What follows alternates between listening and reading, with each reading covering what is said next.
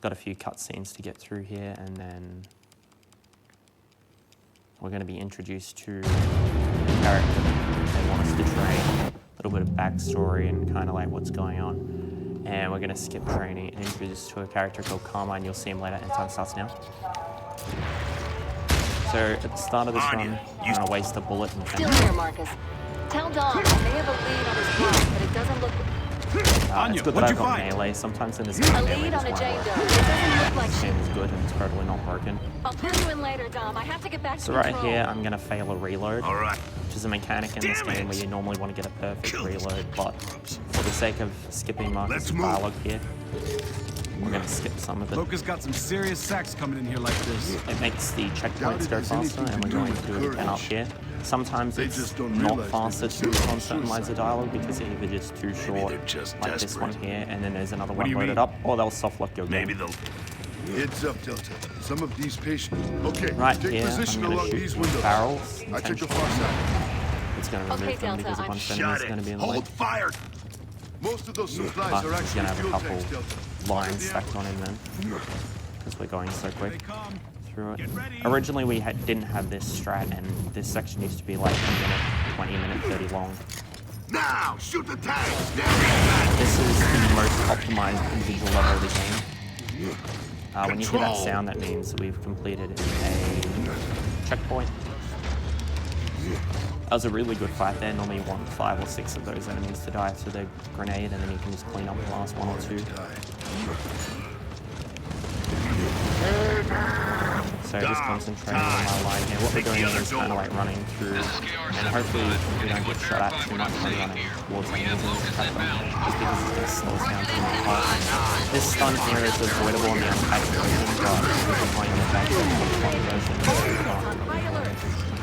Now this enemy is the first enemy in the entire game that can kill us. He's using a golden pistol, which is Requesting reinforcements to the hospital. Sector 4 is under attack.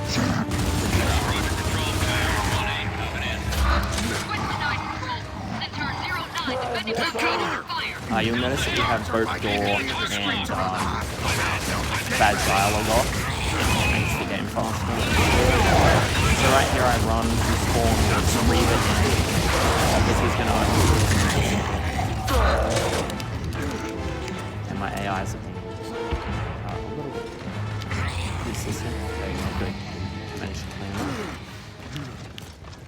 them. There's like 2 whole squads of allied enemies there, so hopefully they can kill that other guy for you. I'm going to try to do a little bit of frame perfect skip, and I got it. Very nice. Input pace.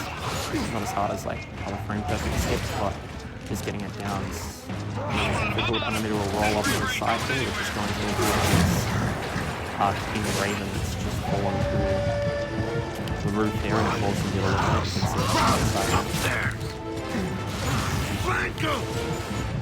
Now I'm going to run down here and do the lead 1 of 2, and the other one's kind of optional plans. Damn, Marcus, see that? Grub went face first in the salad. And that's because there's going to be enemies there in this next section.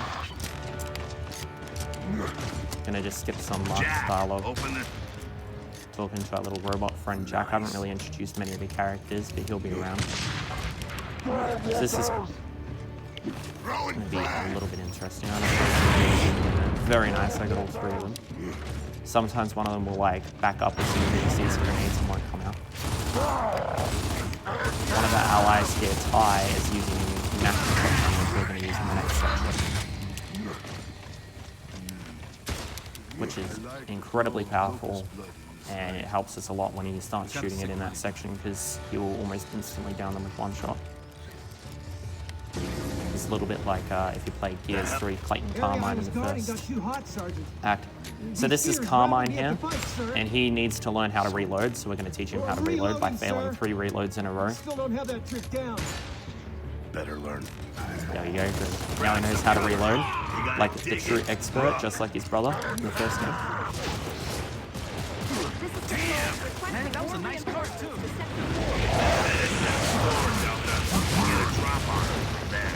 So there are 3 Carmine brothers in the main trilogy of Gears of War. is weird. This is a very unusual pattern. I've definitely seen it before. That's too much damage. I cannot go down but not out yet. But that's safe, and that's the first chapter done.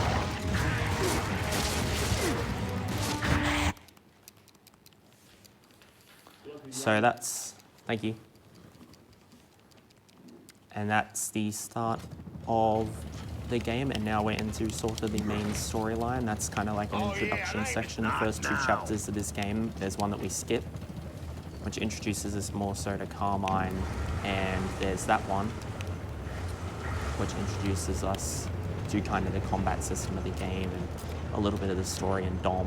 And Dom is basically in this whole story kind of looking for his wife throughout the entire plot, and that's going to be a bit of a plot later on. In the game, we got Ben Carmine here, who's kind of rookie, but ironically, he has actually the best AI in the entire game. And you can see he's got the sniper there, which is really useful if that he wants to hit his shot. Sometimes he does, sometimes he doesn't.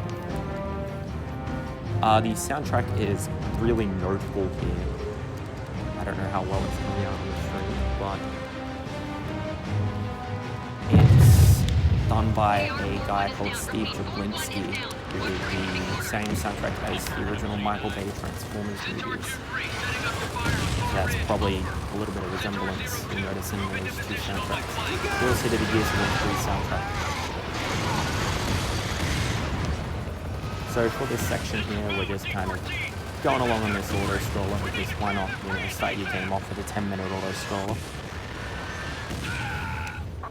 This game was made by Epic Games before they went on to make Paragon and then later Fortnite. Look out! And it kind of revolutionized a lot of what the cover shooter is these days. So our objective here is to shoot these things in the sky. They're called Nemesis. They come from an enemy type called the Cedar. They're going to call them mortars here, but that's a different weapon in the game. They're actually called Nemesis. You'll see a few more later on if I have time to look at them. I already hit him. That's right. You can take a few hits on the back because you hear and not the enemies. So these enemies coming, you got a little look at one before, but these are called Reavers. Yeah, they've got a fair amount of HP, but they're nothing compared to the damage they can. And that's all that we have to do there. Now, if we didn't get hit by that mortar, there would have been an extra AI here, but that's alright. He's not really relevant. He's not going to help us out with anything, and he's going to despawn anyway later on. That was a little too close. So our driver's actually a relevant character in this game. His name's Dizzy, and he appears only in this section in this game, but he also appears later on in Gears 3. He also has a bit of a potty mouth on him. A lot of the drivers do. Not me, brother. I got a mission to ferry some gears in a Hell's Half Acre. You and me both. Delta, Ty here. I'm on the rear guard rig below. See you in that down. So there's not much to do just at the minute, but this next section is kind of interesting because we need a drop, and it's about a 10% chance of happening. I don't know the exact odds. But there's going to be 2 enemies that we're going to let come out of this emergence hole, and hopefully one of them drops a grenade. And the way how we deal with these emergence holes is we just put a grenade in them. I didn't see a grenade come off that guy. That's alright. We have other chances to grab them. It's really good to get it there, but otherwise it's not. Now the game can just be like, nope here, and deny you.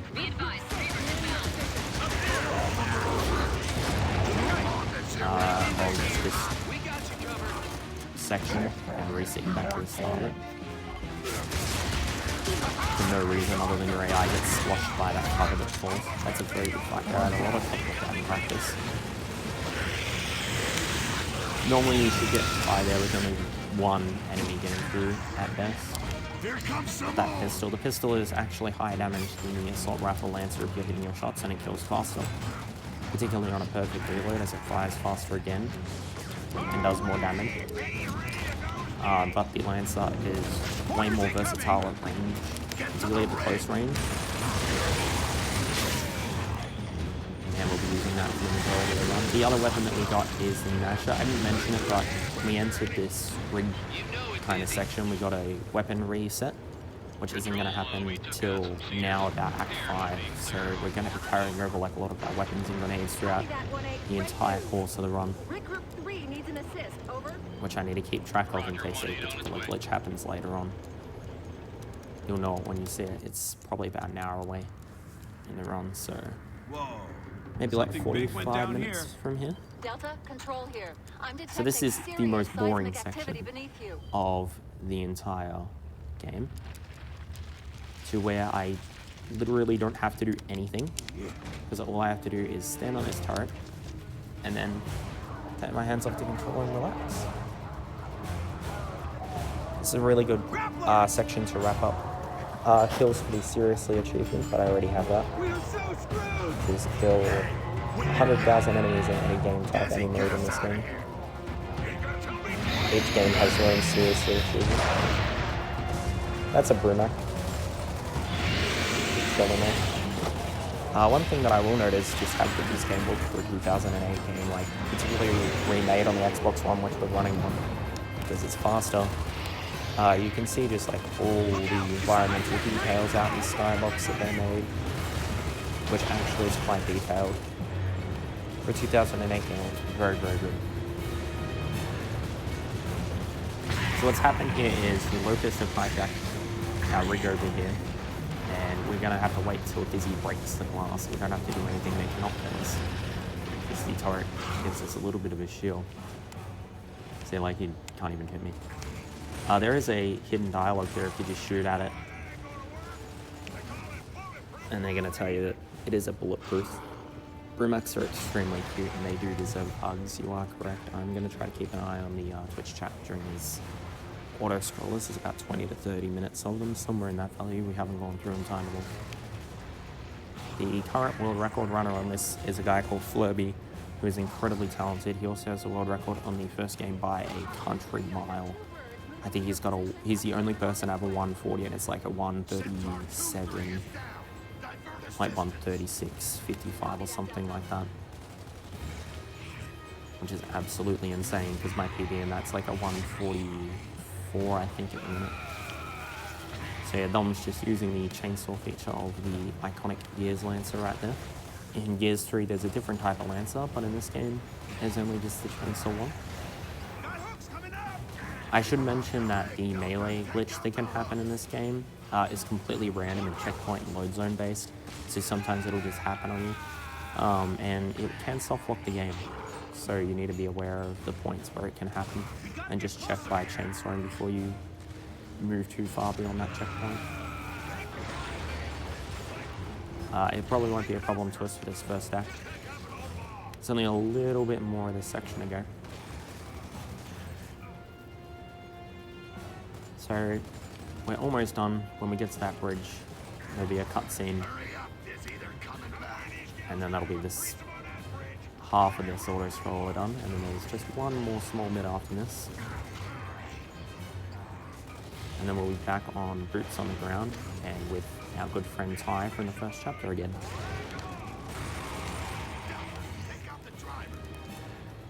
Who still will be running around with a shotgun. Ty looks absolutely... I was gonna say something bad there, but I shouldn't. Absolutely awesome. His design is one of my personal favorites in the entire game. Nice work, Delta. Control. So you may notice that our main character has a bit of an iconic voice. If you ever played Destiny 1 or 2, you'll notice that he sounds a little bit like the gunsmith, and that's because it's the same voice actor. So right in this trees here, you can see my crosshairs go red. There is a Brumac. He's kind of standing there until he hits past a certain point. He's going to bump the rig here. He's not going to knock us over, which is weird, because there are other Brumacs who do this in the entire rig. This like popples and then catches on fire for no reason. So that is a Centaur. You'll see more of the tanks later. They are awful, and I really don't like using them. There is a section where we do have to use one of those. They actually mentioned that in Gears of War 4 at a point. They talked about, you know, how bad the sensors were to drive. It's a bit of a throwback to this section. So you can actually kill that Brumac. He's the first killable Brumac in the entire game. It's right there. There's a little grappling hook and an enemy coming up. These enemies, all drones have like different names based on what they can hold, what they can do. And these ones are called Cyclopses. You can find out like all the names in the Horde mode because it'll pop up in the kill feed when you deal with those enemies. So that Brumac there just bumps that rig and knocks it over, and then bumps us and we just don't even move. So this is a Corpser. We will be dealing with a few of them later on, but in Gears of War 1 that was one of the key bosses in that game. One of the 3 key bosses, well at least, well kind of 5, but 3 of them are all identical in that game. We don't face one of them in this game. So what I'm doing here is I'm shooting through the trees. There we go. I hit the Brumac in the head, which triggers that cutscene to start. One of the very few cutscenes that plays differently whether or not you have raw on and off. So in this, I'm going to roll once, twice, hopefully. I end up at the door. It's a certain, like, position you want to kind of be at. That's not too bad, there's a door right now. During that black loading screen there, you can move during this roadblock section. I'm going to want our Lancer out here, because we're about to encounter a brand new enemy type in Gears of War 2, called Tickers. So keep your distance. I'm telling you, y'all gotta clear the way so they can move on through. Kickers are up. They don't like So these guys will always spawn in the same spots, in the same order. Except that one sometimes appears in different spots. I did hear that ticker. There should be one more enemy here. There you go. I don't want that ticker there to explode.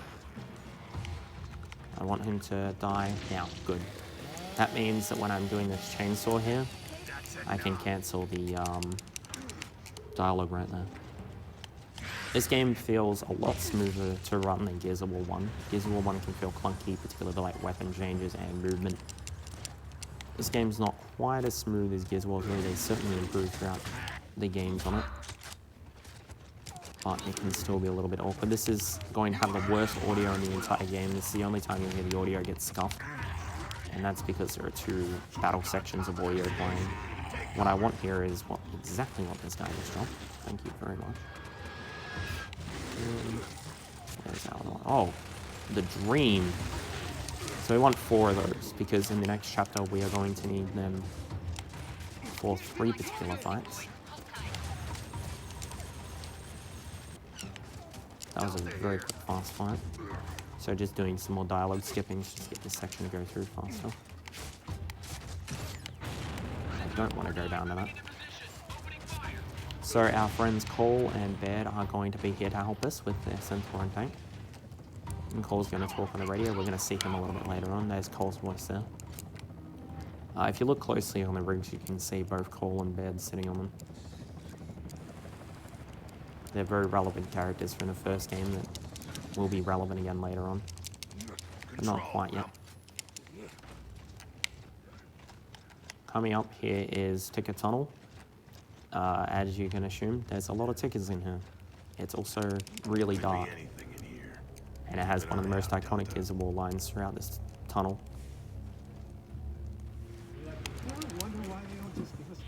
Oh, yeah. Oh, like slit, yeah.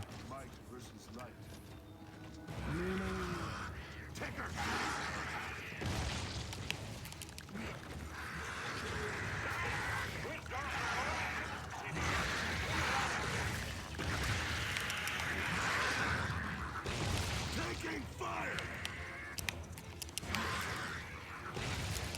Dizzy, we could use some light.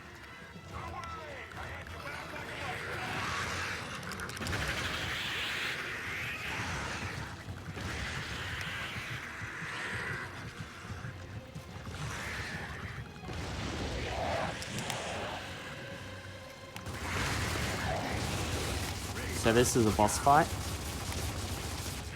and it's quite a difficult one. If you get there before it spawns, then you stand underneath it, you can just kill it without it ever being of any risk to you. Take cover! Alright, we're ready after y'all got them more!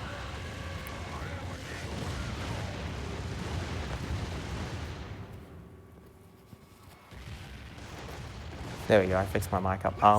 So this is a section where we get to choose between two different fight scenarios or a split path. We choose the rooftops now. Originally we used the hotel.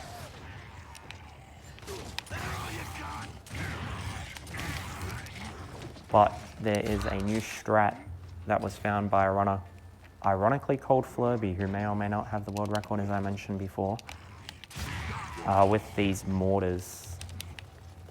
This fight's a lot more awkward. It's like the AIs are gonna kill those enemies. Is that two enemies? Oops. Oh no, there's three. Oh good, the chainsaw's going off. Means that should be alright. Oh, yep, we got it. Carmine? Thank you. There we go, that's... Okay, Carmine's just gonna jump down. Interesting position there, Carmine. He just like vaulted himself over there. There's an interesting glitch with one of the ladders in Gears of War 3 where sometimes a good friend, Dom, can sometimes just like go into space. It's very funny when it happens. It hasn't happened to me in a long time, but it certainly can. In practice, that guy with the mortar did something that I'd never seen before.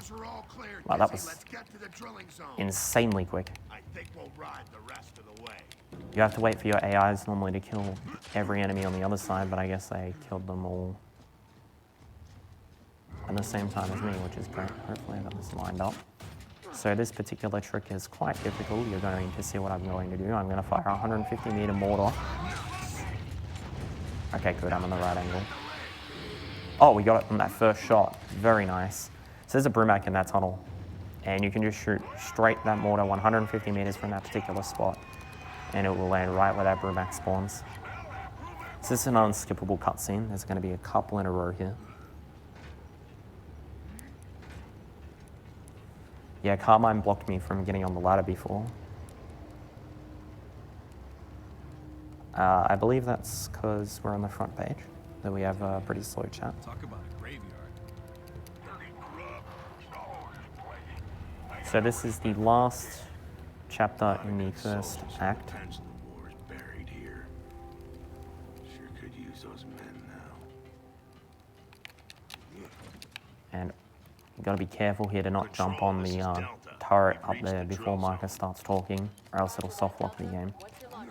The game will be like, you haven't answered the radio call yet. And it'll keep trying to answer the radio call, and you won't be able to do anything. So here we have 5 particular things we have to do in a row. The first is killing every single enemy outside of this emergence hole. The second is the most dangerous and hardest to do. And I'll explain why when they spawn in, but they have mortars. And if they fire off a single mortar strike here, it's a checkpoint reset because I'll lose this chain gun. Okay, good, I got rid of them both. Those two enemies are incredibly scary. They have, and certainly have, killed many good-paced first acts. And they like to do so. So at the back there, I killed 2 boomers. They're kind of higher HP enemies. They have incredibly powerful weapons, but they're also very slow. Alright, so that's the Reaver section done, so that's the 4th, and then this is the last 2 enemies that we have to kill. And these enemies always spawn on a timer. And that is the first act. Really, really good pace first act. That is almost as good as what I've ever had.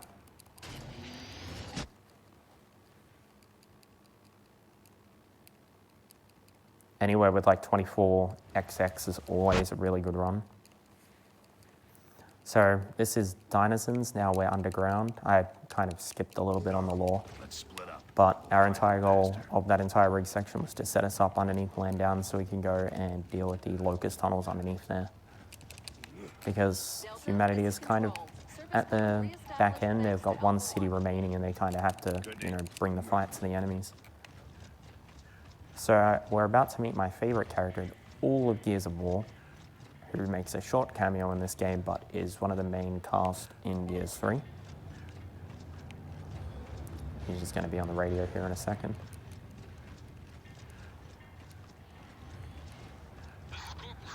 So this is Jace. Jace, this is Delta. Good to have you here. Good luck out there. You too, Marcus. Thanks. Alright, I'm just waiting for this checkpoint here. There we go. Good. I didn't get soft locked. So this is the very first point where we can actually get randomly soft locked by the no melee glitch, which hasn't happened yet, but it can happen.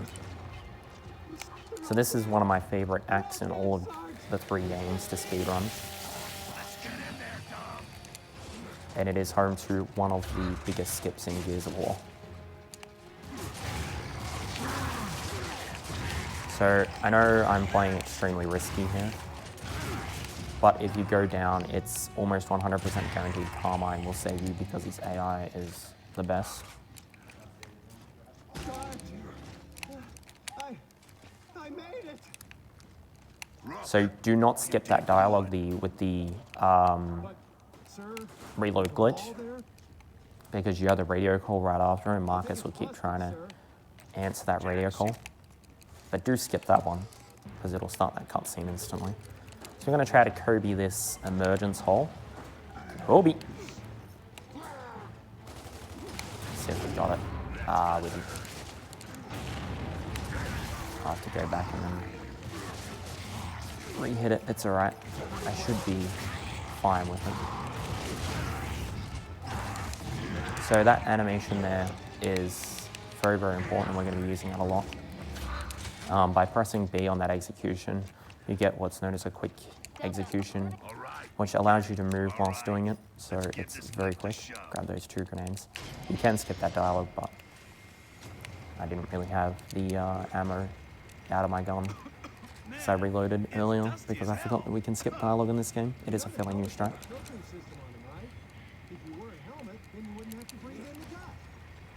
So this is a shots fired at Anthony Carmine from the first game, who is Benjamin's brother, and it's really messed up when you play through the game. Basically, his brother in the first game gets sniped and killed because his gun won't reload. So they make a lot of references to it throughout the game, like Carmine's not able to reload. And they mention the sniper there.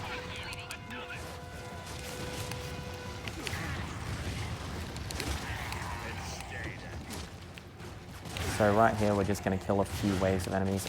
We had a particular glitch that can randomly occur, but it hasn't happened to me on the Xbox One, so it might have been actually patched. Hasn't happened to me in a long time anyway. And it's called the fast boomer gate, but it says about 30 seconds and we have no idea how it works. It's just completely random. But instead of waiting for these boomers to open this little set of vines here, they just open themselves as they spawn in, which is obviously an incredibly good time save. But it does make getting past those boomers a little bit awkward.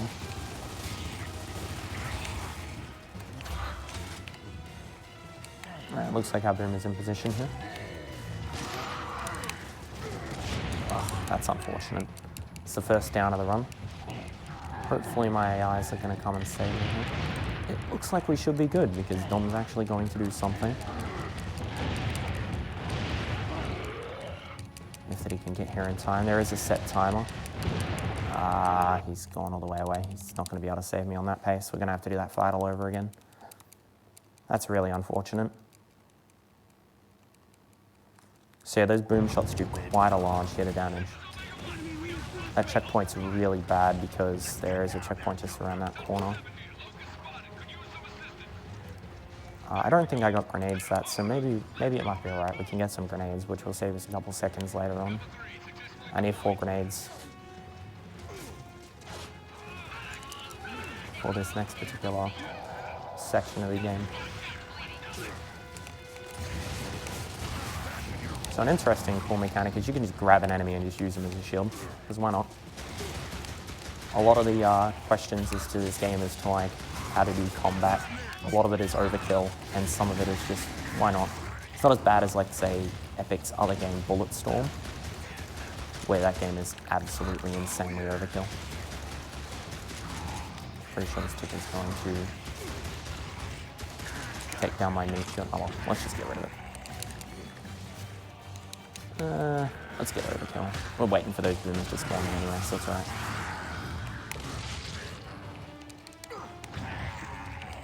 Oh good, we got our grenade. Just what I wanted.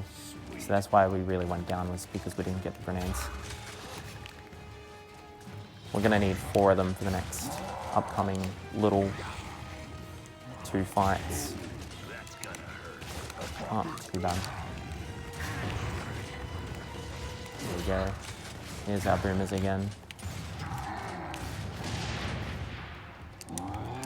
Please don't block them as I go through. Thank you. You can normally tell when they're about to shoot because they will literally shout boom. And there's different types in this game. In the original, there is only the classic boomer. Okay, good, I have the chainsaw. Here is the second part where you get stop blocked by that no melee glitch, but I have the chainsaw, so we're all good. There's a few wretches there. You can't really see them because it's quite dark. What you're meant to do there in that section is like drop these little glowing fruit things off the roof. But we don't need to do that. So we're about to encounter rock worms, and we are going to use them absolutely a grand total of 0 times. Because they are kind of pointless. They always come into like spots where we just don't need them. They're also really slow. As you can see, there's one right there. If you stand in front of them, they will attack you and do a small amount of damage. They normally do like a normal wretch attack worth of damage, which is not a lot. It can take like 4 to 5 wretch attacks to kill you. You'll see what I'm talking about in like the 3rd act, where we actually have to deal with quite a lot of those. So there's another rock one. We're just going to run straight past it. I'm going to throw a couple grenades here. This guy off the target. Play some golf. And get rid of this guy. I want to have a little bit of ammo here. Well, maybe it's just a... So I can do this, jump up this ladder. And Marcus is going to say, yeah, that's all right. He's about to say another line of dialogue, and with the same clip, we can get 2 of the reload skips. Which obviously saves, like, I don't know, 20 seconds of waiting around for dialogue there.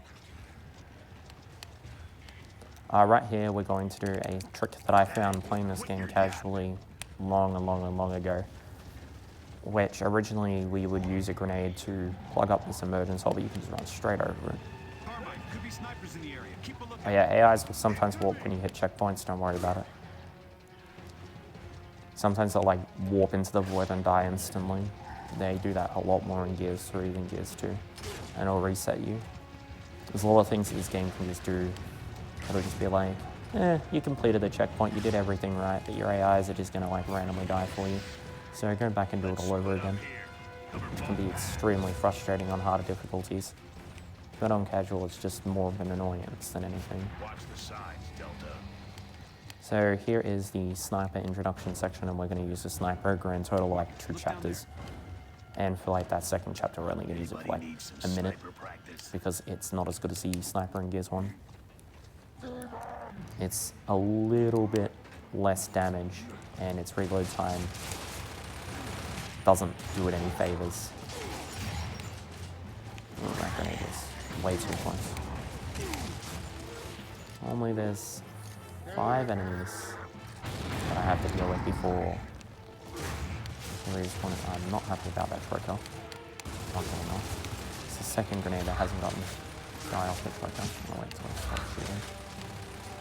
Just trolling me now. Rubbing salt on the wound. Like, you missed me.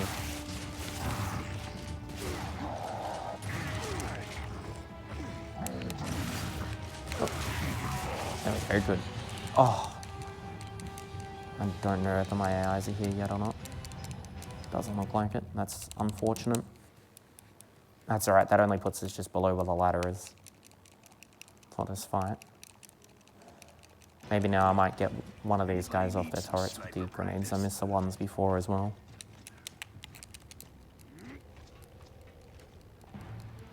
Trade mechanics were quite common in Gears multiplayer, so they also exist in the campaign. A lot of the problems for like running this game, like in terms of going fast and then being slowed down, is just because of multiplayer balance. If you're getting shot when you're already running directly at an enemy. Oh good, I didn't get that guy that time.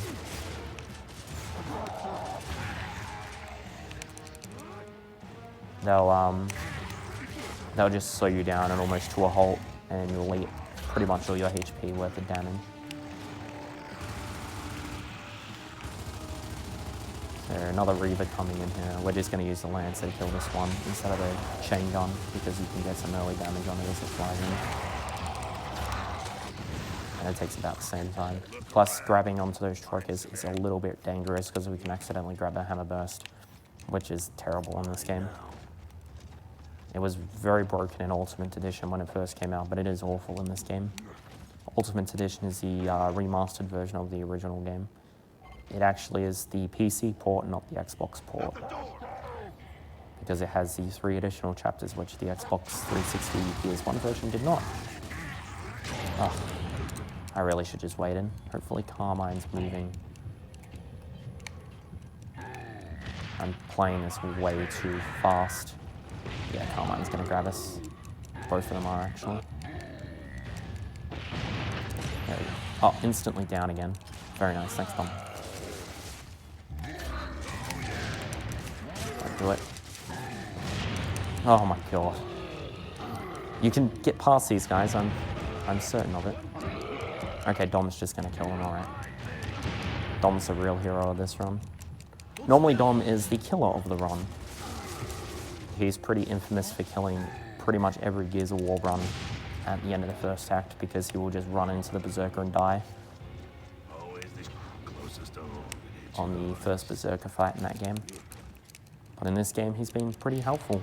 He's actually done more than Carmine, which is really weird. Normally Carmine is much better than Dom. Alpha 2, this is Delta. We're too deep for surface contact. Roger that, Delta. We're beginning our mission. So we're going to run down here and deal with these Moors up here for our allies below. Roger that. We'll take them out from here.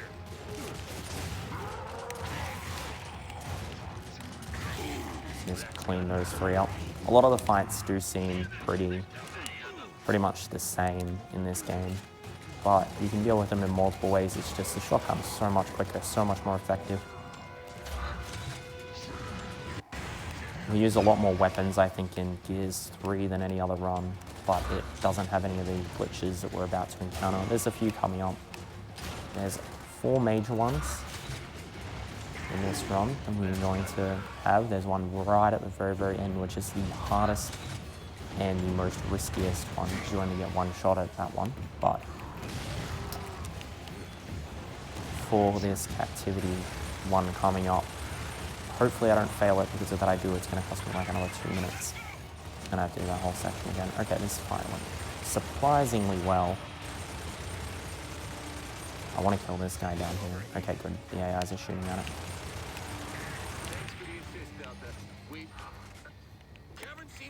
So normally if I was on PB pace, we would be at like 36 here, 35, so we're pretty far behind, but that's alright.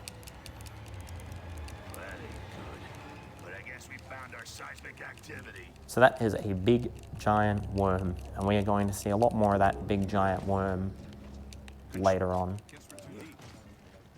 And by see more of it, I mean see a lot more of it. I'm about to be introduced to a new enemy type called the Kantus. They are kind of locust priests, and they make a lot of noise. They will always screech non-stop, and they're also the enemy that you generally in fights want to kill first, because they can revive their allies from an incredible range. Guys? So hopefully we can kill this guy before he goes behind the pillar. Looks like he's just going to run. Okay, come on. Stand behind the pillar. Alright, I have to kill the AI manip right there. If you stand behind those pillars, normally you won't get shot at, but we got shot at way too much.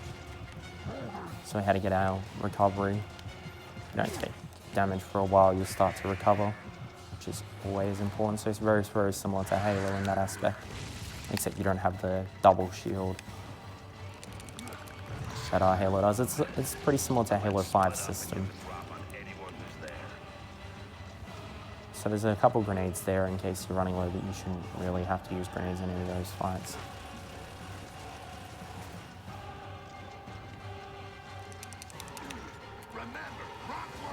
So this fight can play out in a variety of ways, and it looks like it's going to be the one shotgun, one pistol, the traditional way of doing it. I do like that dialogue when Marcus hits him and goes, "Look, bar, no face." Right here we're going to take the ladder that is on the left side, and that is because there is an enemy on this troika over here that we have to take out. And he is important because if he is not taken out, then he will stop you from hitting this next cutscene. So this Cartus is one of the most annoying in the game. He's going to jump on that troika, and he did the most annoying thing, of course, in a marathon, which is throw that end grenade. If you stand there in that end grenade, you just straight out right die. Means we have to get on this a second time, which is quite scary because that enemy does drop his hammer burst, and you don't want to grab that. So another boomer here. Just kill those enemies on that chain gun, no worries. So there's our good friend the Rockworm. We're not going to be dealing with him. They're going to keep appearing throughout most of the underground sections in this game. But temporarily, we have discovered the source of what has happened to a lot of the cities, which is they've been sunk into the underground, and nobody knows what's caused it, and we just discovered what's caused it. Which is that big giant worm that we saw before, which is commanded by an enemy called Scourge, who is probably one of the least threatening villains in this entire game, despite all the cutscenes making him out to be like this General Rahm-esque figure who was the main villain in the last game. Let's throw 2 grenades here. So we'll get some free grenades shortly after this fight. So we may as well use them while we got them. These 2 snipers here have to die, and that's the easiest part to kill them from. Because of our particular routing here, sometimes some enemies can jump all the way back here. Doesn't look like it, I'm just making sure.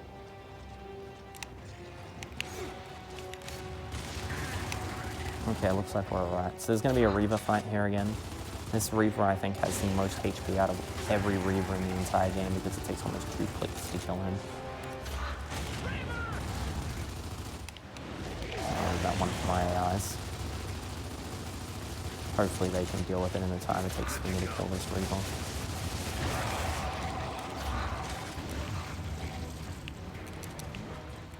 Oh no, okay, we're good. So it's quite common there to have an enemy just sitting at the back. Let's hope so.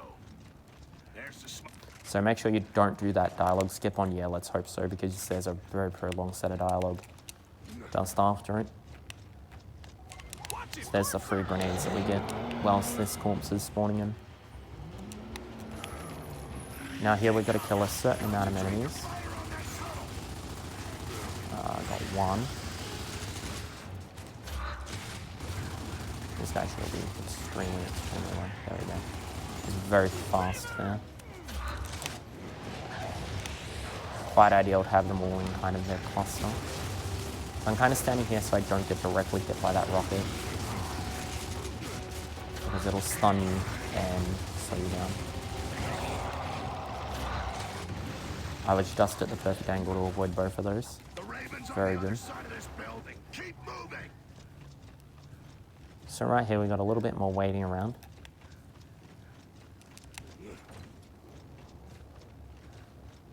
Damn it. We didn't make We didn't save our allies that crashed in their helicopter. Charlie 9 or KIA. Delta out. Ambush! Get back inside the building. We're sitting So right here we're being ambushed and we're about to be saved by an ally who has dialogue appeared in the game but has not appeared so far. So I just bring chat up.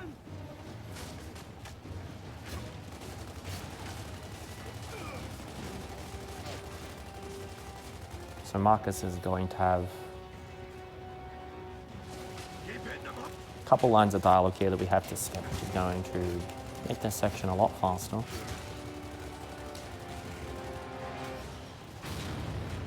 Just by shooting off one bullet's the best way to go about it. Oops, Dom baited me. I was looking at the subtitles. There we go, too easy. And Cole's gonna come here and save us in one of the best cutscenes in all of Gears of War.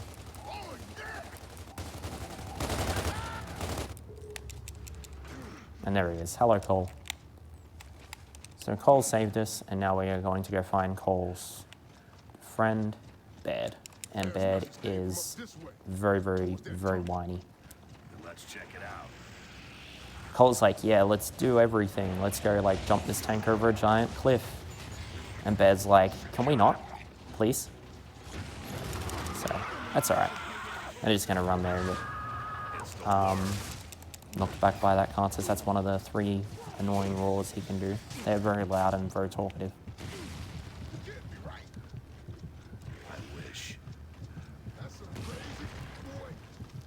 So right here, we're going to spawn everyone in. I have actually had an AI spawn like off the map and die instantly there,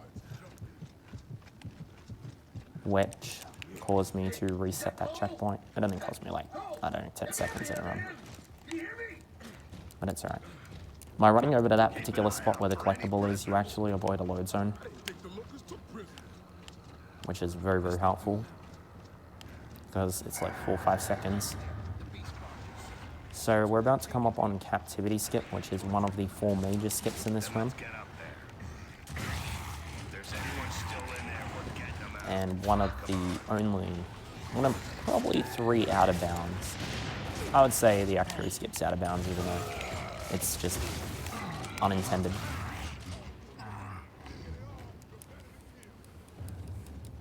So each act from now on has their own particular major trick. And Captivity is definitely one of the most flashiest tricks.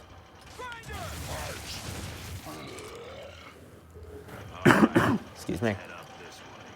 I'm just going to go up here. Don't worry about it. So we found out that the Locusts have been torturing people, and they've been holding them captive inside these sort of, I would say, chambers. You'll see them like lying around. Anyways, what you want to do there is press that switch first before killing those 2 enemies, because you want to get this moving as fast as possible. Just going to get rid of these 2 Reavers because they're annoying.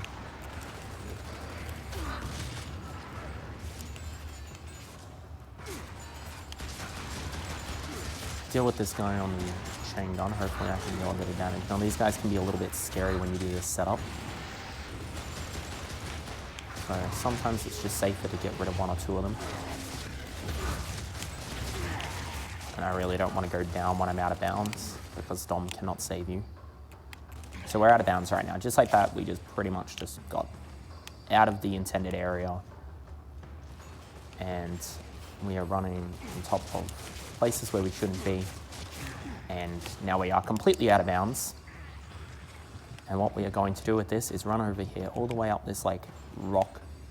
Hopefully it lets us drop here, good.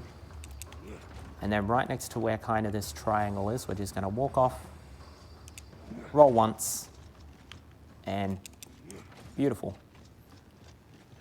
And that is pretty much Captivity Skip done. all we have to do is run to where the next section is. While we're here, none of the additional cover is loaded in, so if we run into an object, it'll just stop us. We won't take any cover behind it. We can't like mantle over any of it, so we've got to avoid it all. This entire section, normally there's a bunch of enemies here. This is like after you go into the cutscene, Ty dies in that scene. I won't say really what happens in it. It's one of my least favorite scenes in all of Gears of War. It's very sad. And you then fight all these enemies all the way along here to get to an LZ to get evac'd out of the sinking city because you have to go do another task. After this, so we're just running all the way along. But it's Gears of War, and it's Gears of War 2, so obviously we're going to have a detour between them. And probably one of the most iconic levels in any video game ever coming up. As we run all the way over here. Still more running, not too much longer. And then we've got a bunch of waiting to do. This is where you'll see the AIs get scuffed the most. I don't think they've been scuffed so far in this run. But basically, that's where they just stand still and won't do anything. So right here, and we're at the LZ.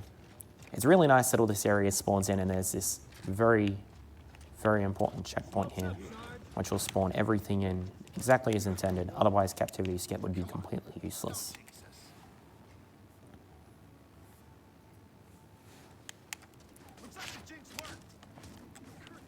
So right here, there's going to be a bunch of enemies swarming in on us.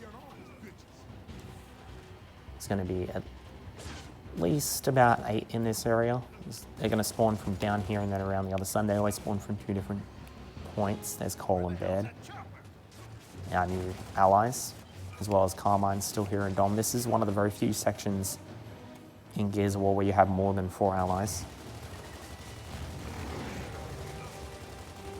We just did an out of bounds right then. There's a few glitches, like doing dialogue skips.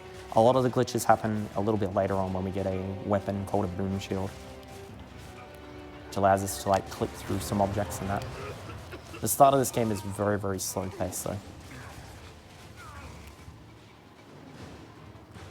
There's quite a few like out of bounds we just can't make any use of.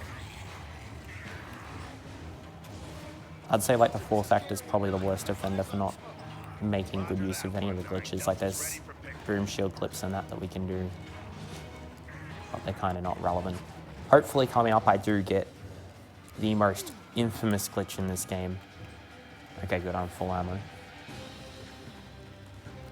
I gotta keep that in mind because I might lose complete tracking of my ammo after this little cutscene here. I really hope it happens because it is absolutely hilarious. We have a good name for this glitch, and I'll mention it if it happens. Oh, it didn't happen. That's really unfortunate. So all the text sometimes can just go completely into code after that cutscene. It only happens there. And like you won't be able to see any of your ammo, any of your grenade counts. Sometimes some of the guns will shoot like square blocks, probably only the most annoying for the flamethrower. But this intestinal fortitude routing is pretty good. So this is the most iconic level probably in Gears of War 2. That giant worm that we saw before, we're actually inside of it now. When we were evacing, we got caught and eaten alive, and we've lost track of Carmine, so we're going to go find him. But we're kind of stuck inside this big giant worm, and we have to find a way to deal with it. Hopefully I didn't mess that up with that movement. Okay, good.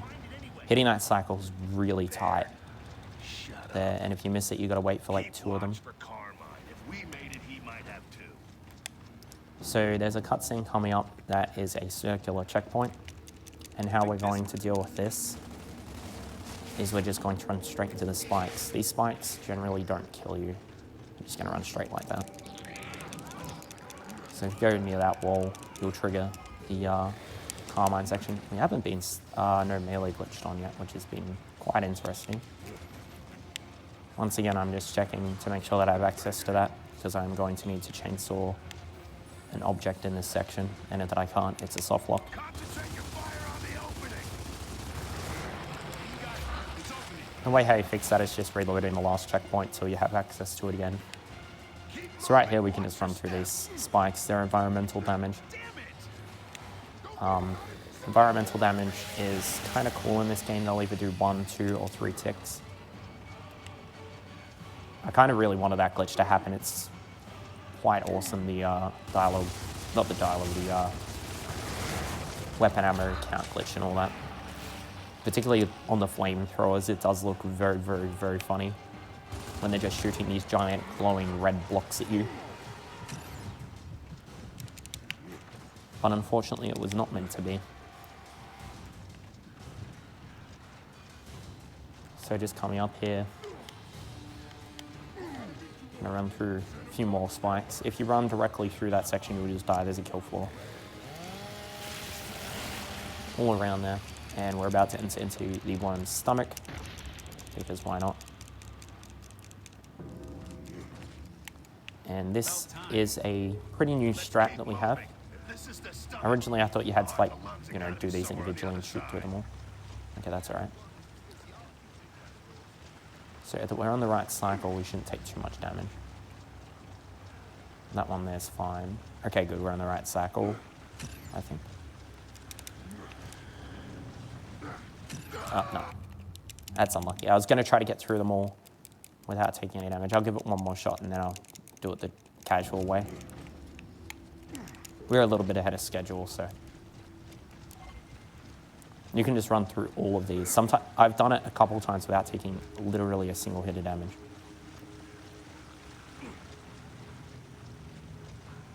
But we've taken a couple already. This cycle doesn't look too bad. Okay, good. You kind of want to catch them when they're kind of like circling around the other direction. Okay. Oh, not reset chapter. All right, I'll do it the normal way.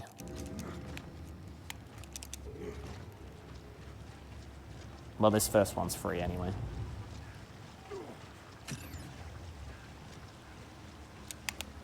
All right, so the casual way how you're meant to do that is shoot the green, and then they'll stop shooting the acid. You can just run through it.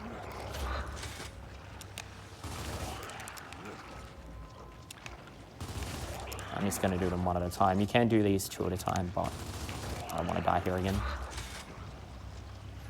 Intestinal Fortitude's a fun level, but it's not that fun.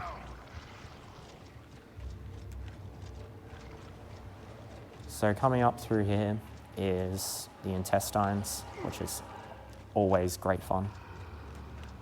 And the intestines are basically the worst maze ever created in video games ever. I don't know who had, you know, the map design for this, but they did a terrible job, because all you have to do is turn there and then just keep running forward and you'll be right at the end. Oh, you know, you could just follow the sections which are better lit and it will almost definitely lead you to this. So worst maze ever. Completed. If you spend too long in there, you will just start eating damage.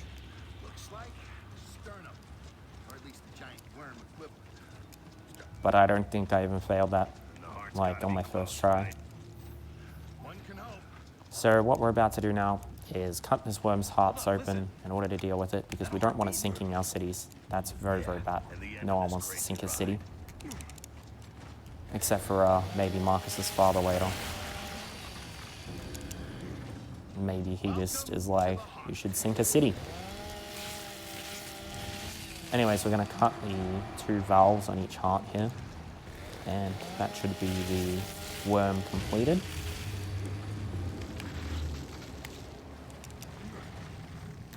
Hopefully. Yep. I'm glad it's over too. Glad we don't have to deal with any more hearts. Oh my god, there's another heart. Okay, so these little antibody things are the things that killed Carmine before. Oh yeah, he died in like the cutscene, like in this level. as is classic of every Carmine to die in Gears of War. Even in Gears 4, there's a Carmine that dies. It's just a random side character, and they're just like, yeah, you know, you're not even going to have time to like this character. I'm just going to get rid of him. So just keep cutting through. One more to go. So the amount of money Epic spent on this section was insane. They brought like $6,000 worth of meat and just like created a giant It doesn't matter. We'll cut them all. giant maze and labyrinth with it all. There's a lot of details about that on the limited edition video where they go into like detail on like how they made like certain sections of the game, and you know what each like building is designed off and things like that. Like a lot of them are based on European buildings from the Victorian era and things like that. Be drowning in blood if we don't hurry up.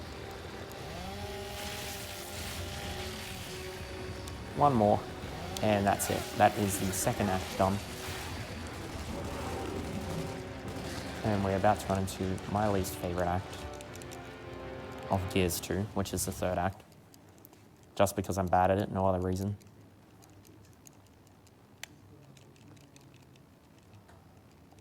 So we can move in this cutscene here, just before, and then we can move again just after it. And we can try to get ourselves a few seconds ahead of where we're meant to be.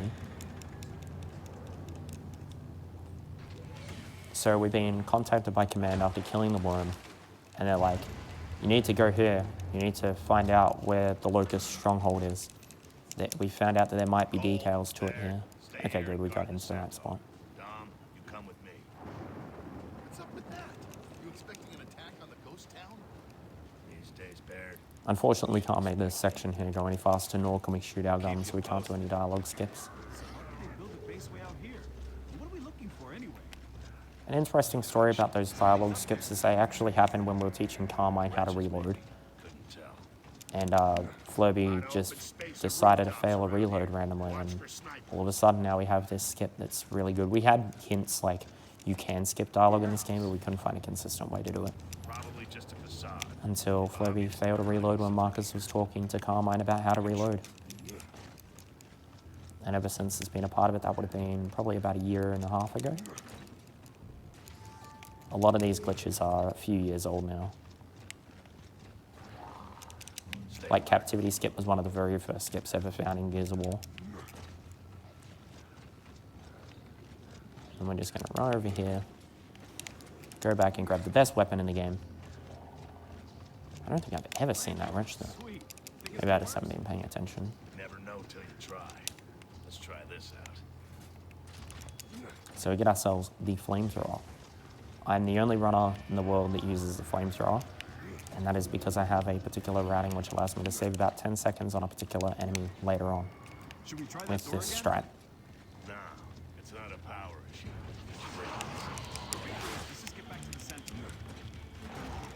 So what I'm going to do here is hopefully get rid of quite a few of these wretches before attempting to do this. Get rid of 4 of them like this. The flamethrower in Gears 3 has the best execution animation. So all you need to do for these doors here is only pull them 3 times, and then you can just run through them. You don't have to make sure they go all the way up. Oh, nice. Very nice. So that's the first case of us getting soft-locked in this game. We had no access to weapons or melee because of the melee glitch. Very cool. Yeah, you can read some donations. Oh, I was meant to hit the checkpoint up ahead. Whoops. No, it's all good. Read some donations. That's fine. It's not a power issue. Clearance. Good morning, everyone. We have a donation, but it's from me. Best donor. Put $5 on Cornelius for Odin Sphere. That donation incentive's coming up next. It's a bid war between Cornelius and Oswald, and I've been told that Cornelius is a big rabbit with a small sword, and Oswald is an edgy Dark Knight. Sorry, small rabbit with big sword. My mistake. So whichever one of those you'd like to see, get those donations coming in and let us know in your donation comment. As well as that, we also have Sonic Adventure DX. I believe the incentive for that is Big the Cat Story. 2 players, 1 controller with Raiko. That's halfway to being met. So if you'd like to see that, that's so those are the next 2 runs. So let's get those donations coming in.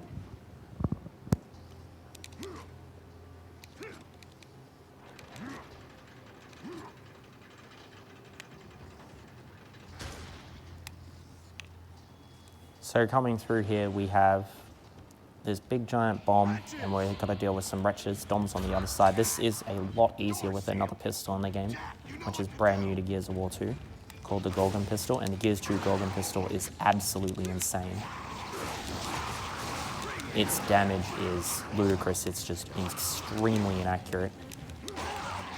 I wish like we could make better use of it, but the snub pistol is just so much better because we can use it for dialogue skipping, and it has faster kill times on certain enemies. Except wretches, ironically.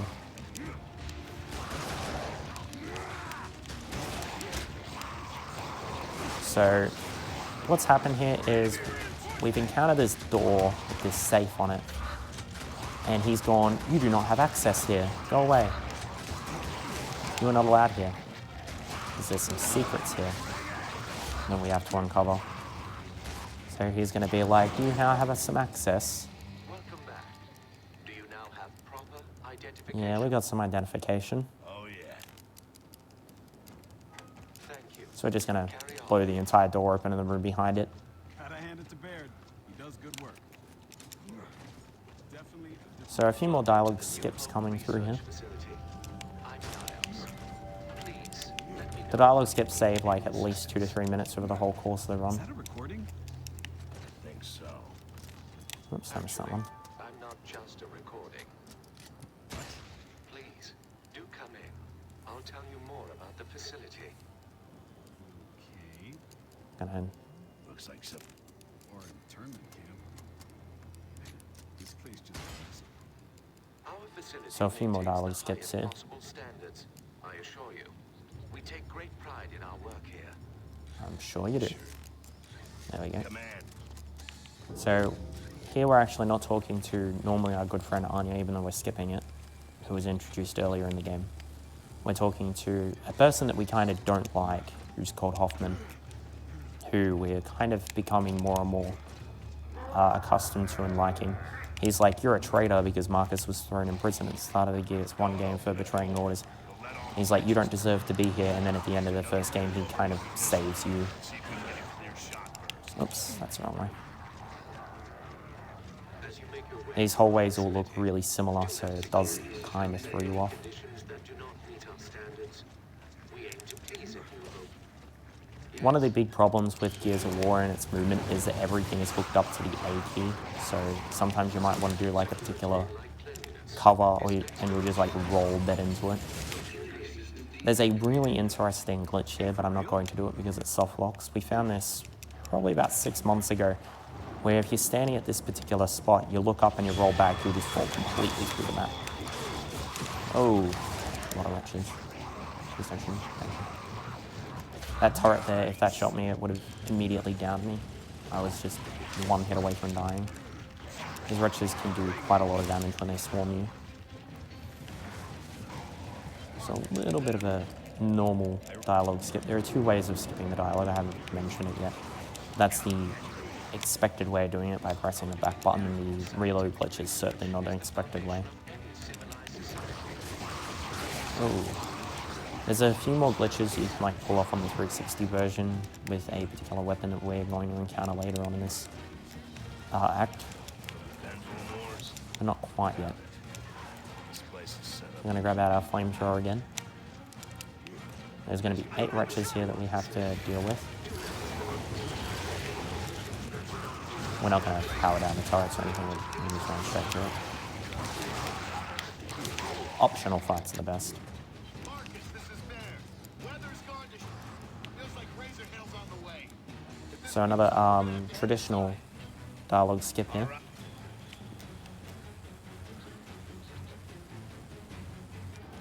Thanks, Tin Man. Sorry, I just opened my chat whilst I was waiting there. My phone keeps going into standby mode. Oh. So this is a co-op section of the game, which is designed to be played on co-op. But if you're playing a single, always take the turret controls. If Dom's ever going to randomly run into these, it's going to be right now. The security's insane. Oh, I assure you, our concept of security is Okay, he's never done it to me, but he has done it to other runners where he's just run straight into these turrets and died instantly. proper hygiene, of course. They got a real fun house down here, don't So a little bit more dialogue skips. Just a few more, I think about 3 in this section, before we encounter a very, very unique enemy to Gears 2, called the Sires, which are in these tanks. they? Some kind of stasis. I don't believe that you have access to this part of the facility. So Master Dialogue says very funny. He's like, "Ah, you don't have access." It's like, yeah, we already dealt with that. You want us to deal with it again? You want us to go get another one? After all, we don't need you running around and plugging into random computers. So Niles is kind of annoying. There are some people who really like him, but I find him pretty annoying. He just keeps popping up and talking. It's very distracting. So this is our good robot friend, Jack. Probably seen him a few times. I haven't really introduced him. But his name's short for Jack of all trades, and he opens doors. In Gears 3, he's way more useful. Oops. Jack, plug in and see where the hell we can find the local stronghold. I should warn you, these are state-of-the-art security systems. So this isn't Niles' terminal, unfortunately. This is the terminal to awaken Keep at it. the Sires, which we are going to have to do to get through this next section. And thus starts Rude Awakening. Now, Sires are pretty easy to deal with. They're kind of like big giant wretches. But the way how you effectively can deal with them is just by using the chainsaw and just chainsawing through them all. Casually, it's the easiest way. I'm going to try to spawn 2 of these in, but if they don't spawn, we just deal with these 2. We will have to deal with a large swarm that we are going to create behind us after we do some consistent manipulation. In just a moment. This section is relatively short. It does feel a lot longer than what is expected. Also a part where if you have missing, though, you have to start, counting your grenades as you go. But we don't have that, which is lucky. So Dom's going to get mauled alive by all these, which is great. I manipulated him to spawn there and then stand there in a particular spot. And then we're going to jump over here. I did not want these guys to focus fire me. Oh. Hold on. Okay, I'm getting quite a few more than what I expected here still. The flamethrower is really, really effective. Okay, I can probably deal with one of them. I'm not going to risk it.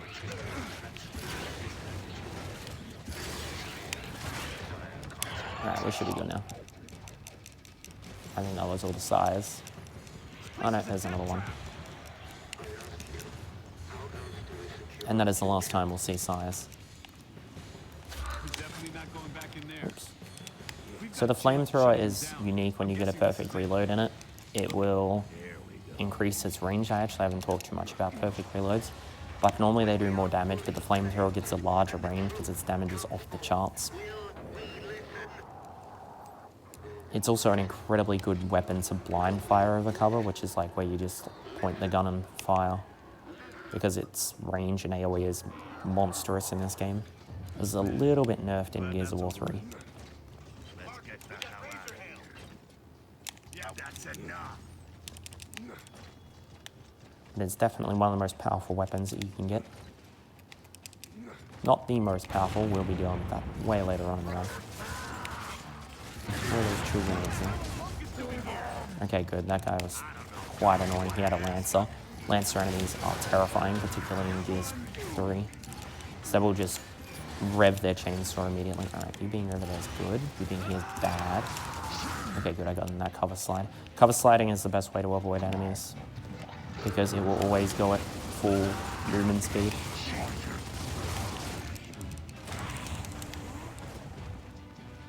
Alright, good. If that guy doesn't drop a grenade for you, there's always these ones back here that don't cost too much time to grab. You will need to have at least a set of grenades up here.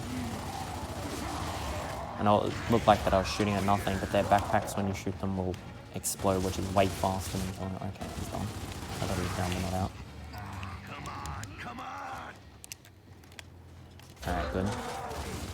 So we're about to come up on the Act 3 trick. It's kind of an out of bounds, kind of not. It certainly deloads a lot of the game. Oh. He actually didn't hit me, which was good. I need full HP to do this. Thank you. Okay, good. So there's a little section right in the middle there where you can take another hit of damage, but we didn't. I was like one hit away there from being killed, so I was like, maybe I should just play this safe. Anyways, that's an out-of-bounds trick that saves you doing an entire another auto-scroller in this game. There are 2 of them here of the exact same type, so... Oh, that's not good. We're going to have to do that again. Dom does not load in this section, so if you go down but not out, it's pretty much an instant checkpoint reload.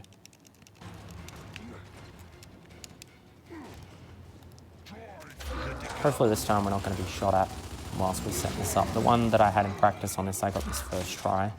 But I had really good luck, like a lot of the enemies just like stood still. Okay. There we go.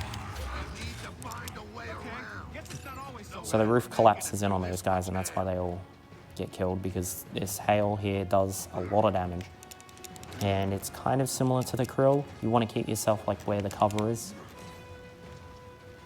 So if there's like a roof over your head, you'll be fine, but if not, you'll be eating damage. I still want to try this strat. There we go. Get rid of that guy. All we have to do is pull these ones open 3 times. Hopefully these enemies will just stand out in the hail for me. I heard one of them die. Just going to play that a little bit safer. There we go. We should be alright. On casual, this strat's really just being patient. I'm waiting. Oh, that was a triple hit, which I did not expect to take. The environment can do normally 1 to 2 damage, but sometimes it'll randomly do 3 hits, and it's very random. And we're all the way back here again. Beautiful. That was just the game trolling me. That was pretty much a 1 hit.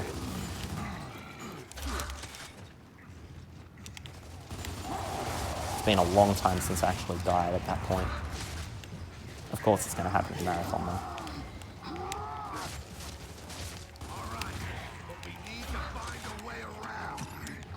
Oh, got caught on the wall there. This trick saves like 45-50 seconds of auto scrolling and also like 3 fights. So it's fairly important. Plus it's fairly consistent. You can actually pretty easily from there get out of bounds once you do this and just roam around. Unfortunately, because of the razor hail, we can't make any more effective use of it, but we do know a way to get us like all the way back to like the start section of the game from there. Getting this lineup is sometimes difficult. It's weird, I had no problems with this in practice.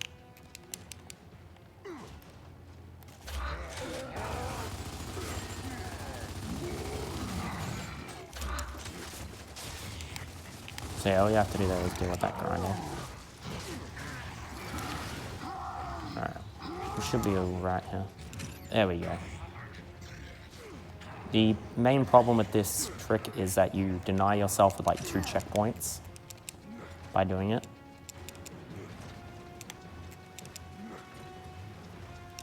Which is alright. I'd rather die, you know, doing this trick than dying to, you know, some low-level enemy like a wretch. Not that that's ever happened before. You know, not like I died like 5 times in practice to tickers.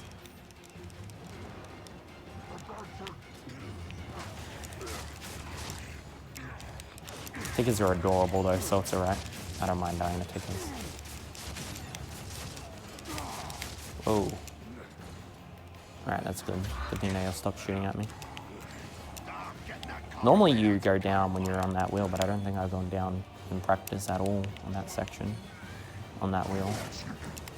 Alright, time for a little bit of an auto-scroller whilst we wait. If you have any questions in chat, now's probably the best time to go about it.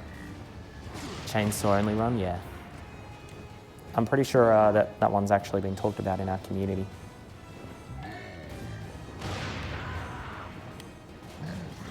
So that big guy there, he's just chilling. He is actually probably the biggest threat whilst you're on this section. And thankfully he's shooting a Nom who we want him to shoot at. Nothing else to do here, just waiting. Eventually what's going to happen is this door's going to reopen again after we get to the end here. So this is the train auto-scroller that we skipped before. By doing that skip, we saved it about 50 seconds. That's always good. And now we're pretty much home free for this particular section. And we're about to enter into one of my least favorite chapters just because of how bad the thing handles. I mentioned it before, but we do get to drive a tank, and this is the tank section coming up.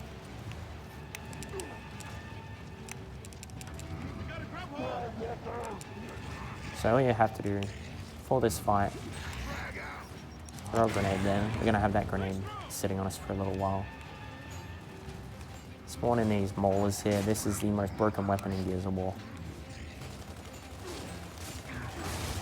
It's called a boom shield. Gonna grab that.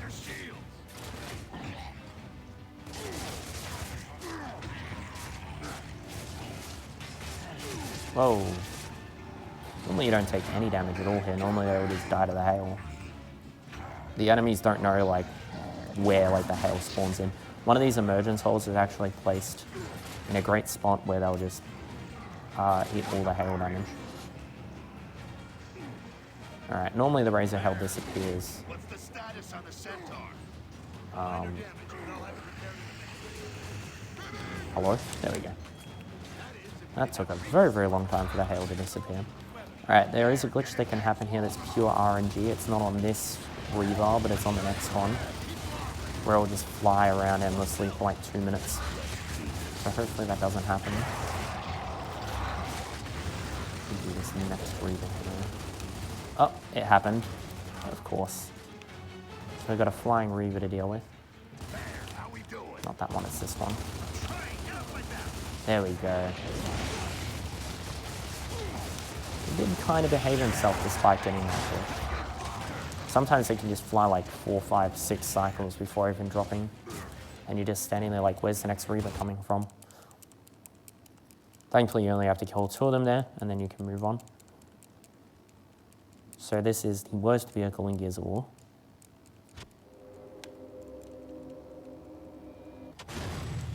People that played this casually will remember this way too well, dying hundreds of times, trying to, you know, not fall off the map here.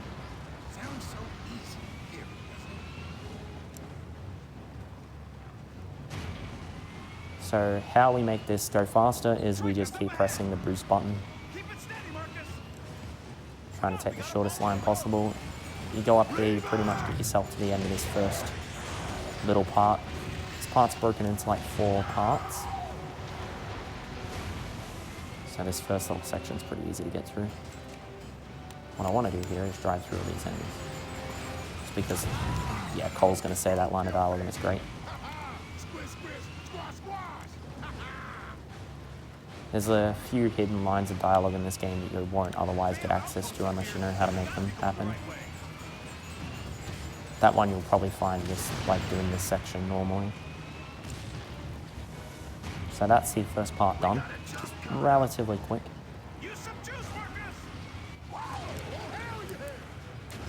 So this is the lakes section, which is also fairly short. Casually, this is an absolute nightmare because these nemesis that break the ice here will just fall like right where you're going, and they really, really like to block you into spots where you can't. go about it. This first lake's pretty simple. All you got to do is go to the right, and then as soon as 3 fall, go to the left. The ice is breaking! After you've done this enough times, it's pretty rare to die in that section. Not that I died in practice on that section. Getting way too close to where the ice breaks. So how you do this one is you just go forward here, and then go to the left. Don't really want to boost. Boosting on the ice doesn't really do too much, but this one is way harder than the other one.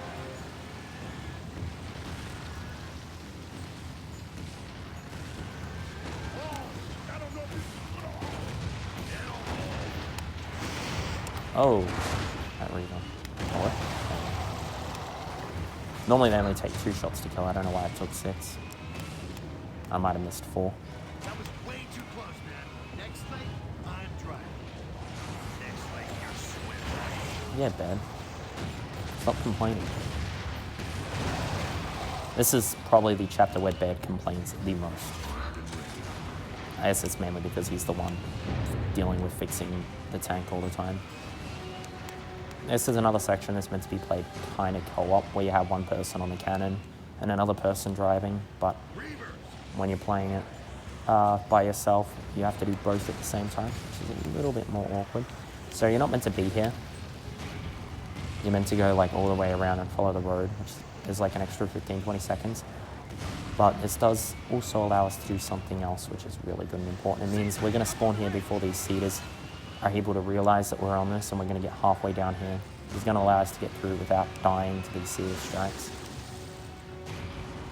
In fact, I think that might be the first ever time that I've gotten through without taking a single hit of damage. Damage that I did take was the Reaver. There's 2 Reavers there, and sometimes you just boost through them. They'll just be like, yeah, you got me. I'll just stand still and die. Really useful. It's better to ram through them than to shoot. It saves time. So a little bit more boosting here. As the bridge that we're meant to cross isn't there, so time for another jump. Dot, dot, dot, exclamation mark.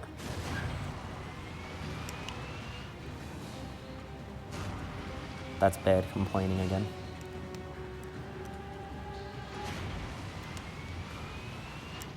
Despite how much Bad complains, he's extremely useful. He's pretty much the brains of the entire squad. He goes around and fixes our robot when it needs to be fixed, and, you know, May equipped it with a different weapon in Gears 3, which enables it to be good. Like, really useful. So here onto the right there, you can actually get out of bounds right there and skip this cutscene, but it softlocks the game like 95% of the time, so I'm not going to do that. We're gonna have to take out that barricade. So I was mentioning the endless flying Reaver glitch, and there's only 2 Reavers in the game that can do it. The Reaver before that went around once, and this Reaver here, if you reset the checkpoint, it just endlessly fly around. It's very funny. Oops. I actually couldn't tell. I'll make sure that I'm hitting it high enough.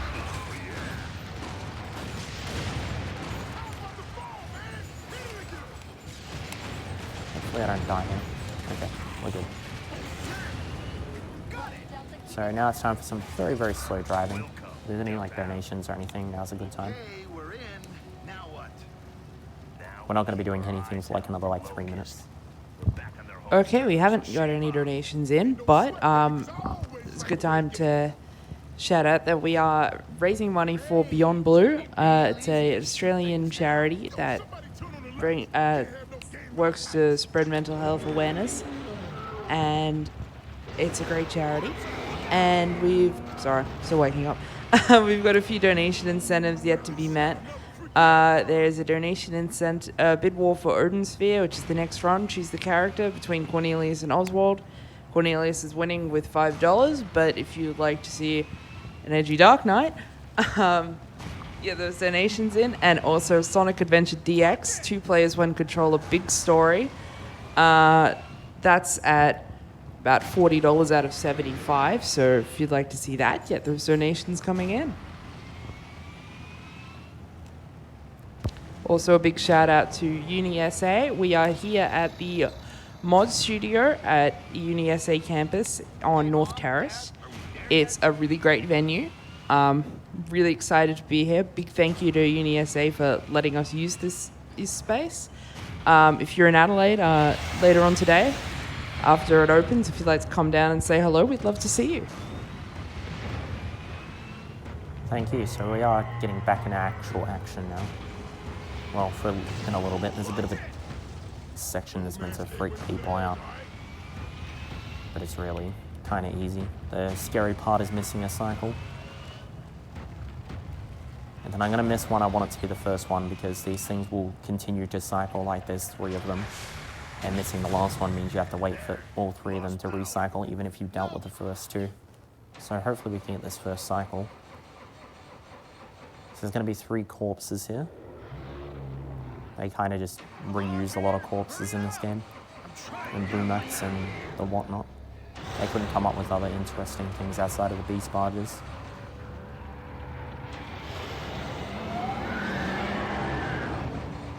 They get a lot more interesting with enemy types in Gears 3, but they definitely improved upon it in Gears 1. In Gears 1 it's like 3 types of drones, 1 type of boomer. Whoa, hello? Okay, we're gonna have to wait for that cycle again, I think. Yeah. That's unfortunate, so we've got to wait for the second cycle to come back through. As you can see, it's going to take a while. It'll probably be about now.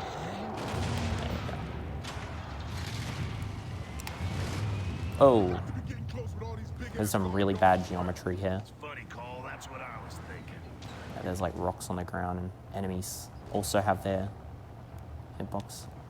Like I said, this thing handles incredibly well. Perfect vehicle for getting around.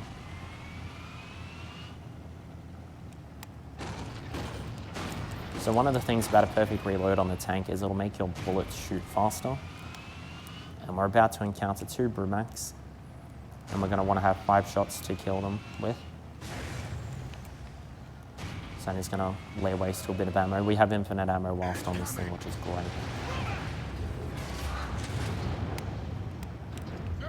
You're going to see the rockets come from the one on the right first, but you're actually going to want to target the one on the left. Oh, I failed to reload. Good job, man. That's not a dialogue skip. So now we're going to shoot incredibly slowly. At least I didn't miss a shot. So another cutscene, we jump over another cliff, and we get reintroduced to a character that appeared in Gears 1 called Chaps, and he gives Dom kind of an information drop on where his wife might be, who he's looking for. Because Dom's only family left alive is his wife. And he doesn't know where she's gone, she's disappeared.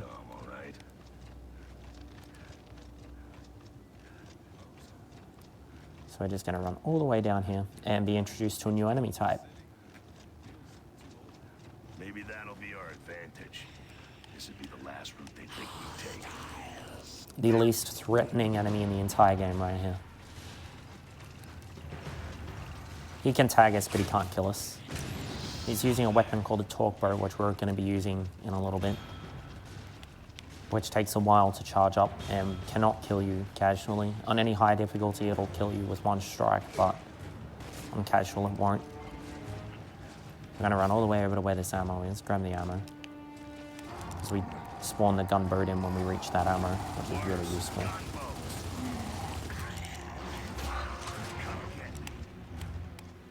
I believe I saw that enemy drop some grenades, so I'm going to go back and grab those.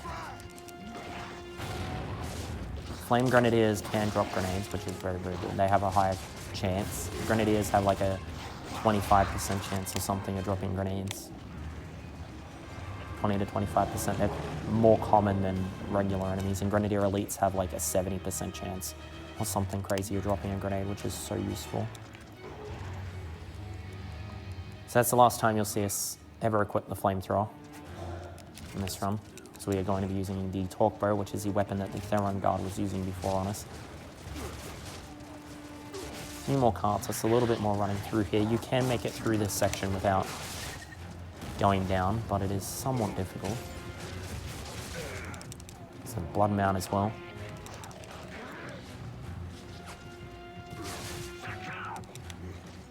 Gears of War 3 has an upgraded form of the Cartus, which is only killable by explosive weaponry. The way how you are meant to deal with it is by just tagging them with grenades. Or throwing grenades at them, which is a method where you just stick a grenade to an enemy. Similar to that of the plasma grenades out of Halo, except you have to melee them, you don't throw them.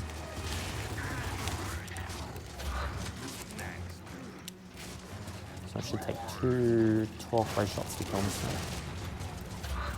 Kind of want to showcase off this weapon. When you perfect reload this gun, it'll reload faster. It does the exact same damage as a sniper strike.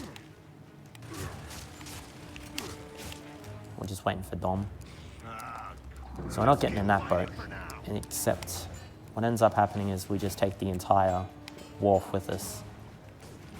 And we don't have to do anything here for a little bit, which is great. But this torque bow is going to be useful in a minute because we're going to be using it on a flame boomer, which is a boomer but with a flamethrower and a backpack. And generally the ideal way is to shoot and kill the backpack, but because he has that on him, it only takes 1 shot from the torque bow to kill him. This is what we like to call the water scroller, for obvious reasons. There's pretty much nothing that we need to do here. There's no way these enemies can kill us when we're taking cover from this position. But shoutouts to the locusts that are on the back there on the lights. There's like a guy that's operating those lights. He's got the best job in the world. All his friends are like fighting for their lives and he's just standing there trying to blind us with a light.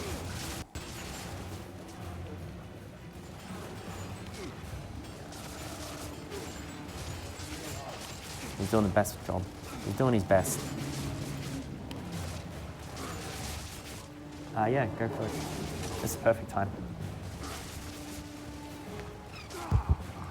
All right, we have a $20 donation from PSX. Hi, PSX. Hi, my name is PSX. You might remember me from such donations as the one you read yesterday and many, many more from the last 3 years. Today I'm here to show you my $20 readers. Tobias. Wait, I already did that joke yesterday, dang it.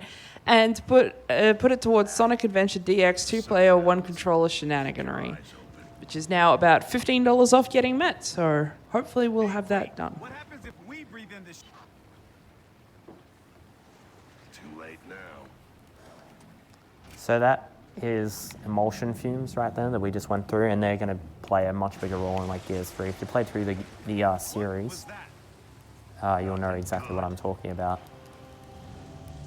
And that's a really big fish. We're going to need at least a super rod to catch that one. Get your master balls ready. Thankfully I have a master ball. So yeah, that's how quick it is to kill the flame boomer with the torque bow. Originally we never had the torque bow as part of this run, but it is a crucial part of the Gears of War 1 run. But since I found out that you can just one-shot that guy with it, I was just like, yeah, it's probably better to have it than the shotgun. These torque bows are fairly fun to use, surprisingly. Despite how bad it is to try to aim with them. Like, trying to hit a moving target like that is just incredibly difficult. So this part's still gonna go. It's, like Floby said, who's in the chat, it's 5 minutes long. If you have any questions, feel free to ask him as well. He is the world record holder in this game. But I'm pretty sure he's busy grinding Gears 4 Inconceivable with Jerv lately. You can just break Marcus's arms whenever you're on a moving troika too, sometimes. And sometimes he'll just grow a 3rd arm. Because why not?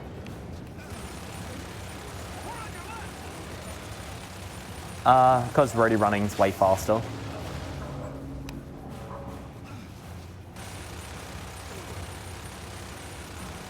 Yeah, we have a bit of an argument going on as to what's faster, doing running and then a roll, or just doing flat running. I do flat running, and they do running with a roll. I don't see that there's too much of a time difference. I did hold the world record at one point in this game, but that is only because that was when we found the Act 5 skip, which is a monster time save in this game. The second biggest in any Gears game. For those who saw the PAX 2017 run, it was the Act 3 skip that I failed 3 times and then got. And it saves 10 minutes, that one. It's Gears of War 1's major out-of-bounds glitch, which reduced it to like sub 2 hours pretty comfortably.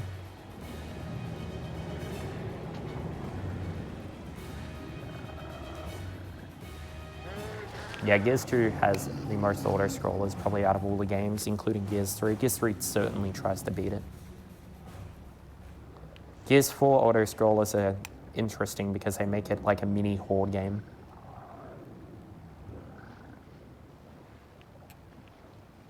But yeah, Flurby and Jerv have like a 4.5 hour, I think. He would know the time. Gears 4 inconceivable run, which is crazy considering it's like 2 shots to die. And if you die in that game, you don't get like recovery. It's pretty much like playing Gears 1 on Insane by yourself. Very, very difficult. So yeah, here comes the part where we can really easily break Marcus's arms as we go down these rapids. It's quite funny. I think it's this angle. There we go. Marcus is very flexible.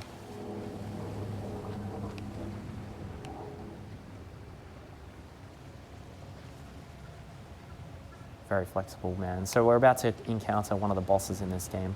And boss fights also can just randomly decide, no, you're not going through here. So yeah, we'll survive this drop, don't worry about it.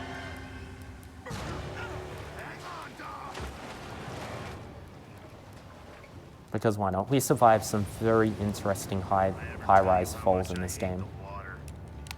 Like a lot of them.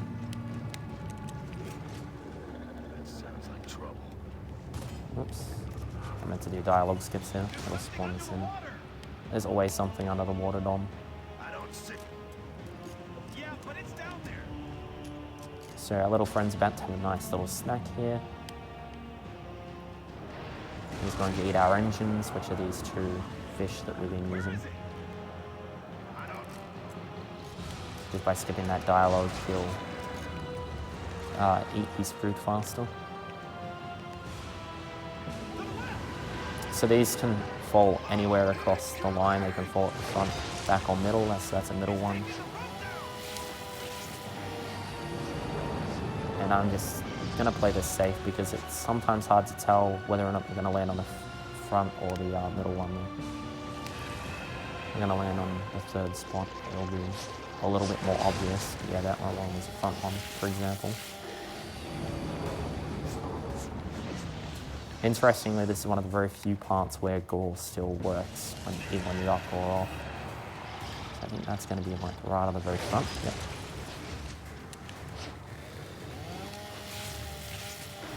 There we go.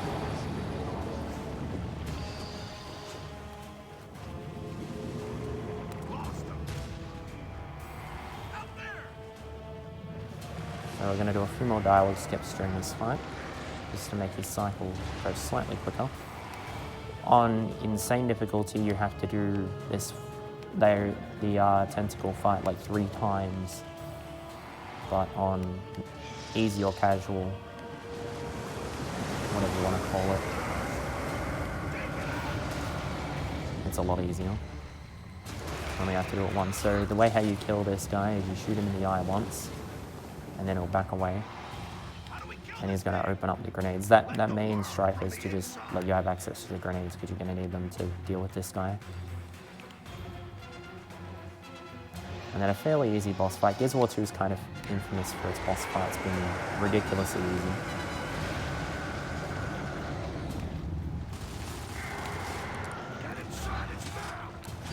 So there's 6 of them here. You can kind of guess which one's going to go.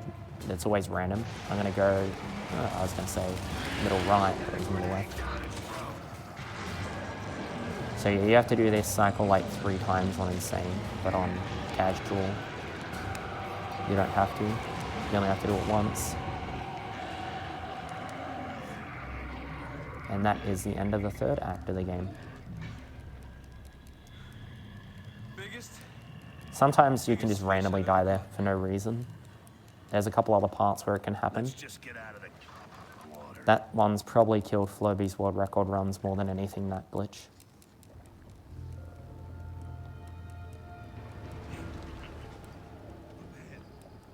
So this is priorities, which is where we enter the Locust Stronghold, the actual Locust Stronghold. But Dom is still searching for his wife. He has yet to find her. I know where his wife is, but he doesn't. He's still looking.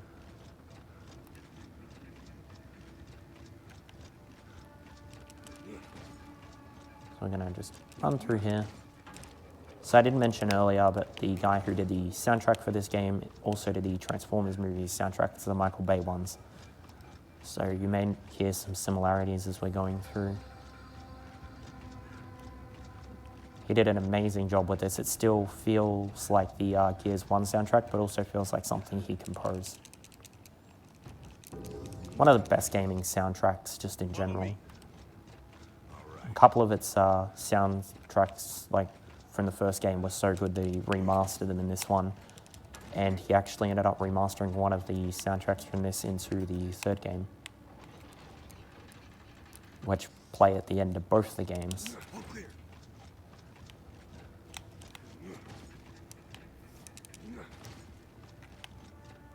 Gears of War 4 is a good game, but I won't get into it. It's still fairly new. But if you got Gears of War 4 or Ultimate Edition on release, they were giving away the original versions of all the Gears 1 to 3 plus Judgment copies, which was great. So this is the last time we'll use the torque bow in this game, if we have to. And if we go too far without killing one of these guys here, we'll just die instantly because we'll get washed away in the water. I don't want to do that because load zones in this game take forever. Okay, good, we're going. I needed that guy there to die.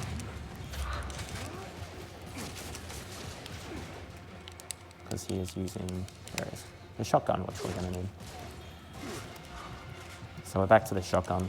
There was a sniper there, but it's not that good here. There is a section where it is actually somewhat useful. And we do get one for free, so we don't have to ever worry about grabbing the sniper. But mainly for this, it's not quite as good. I'm going to grab ammo just to be safe. So we're going to get nice and close to this mauler. Because of how effective the shotgun is in this, it's pretty easy to deal with. And then run over here, throw a couple grenades, get nice and close. Make sure I kill that guy. Oh, did not expect to go down there. Normally one strike doesn't immediately down. Is Dom stuck in one spot? Yes, he is. So there's an example. The AI is getting scuffed when you go down but not out. Dom's been pretty good this run, so he deserves a break. You don't have to grab that ammo. I might just grab the one next to the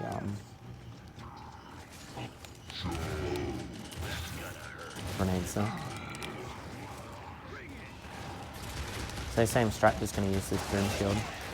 This isn't the one that we're going to be using for a glitch, because unfortunately we can't use the boom shield twice, or else we absolutely would up ahead. Might just get rid of this Theron that killed me last time first. As you can see, the boom shield gives you an insane amount of cover when you're shooting at it like that. What the? Okay, that wasn't good.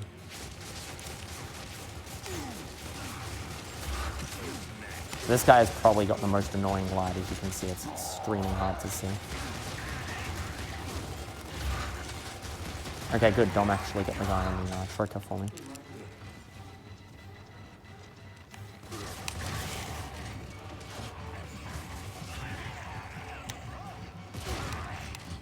Like I said, Dom's been really useful this run, which is weird. Normally is awful. Normally he doesn't want to help at all. I want to take point on this one. Follow me. So we're about to get another boom shield here, which we are going to be carrying for quite a distance. So what you're meant to do here is go around and check all these terminals, but you only have to check one, which is the one where Dom's wife is. Hold your fire. Let's let him pass by.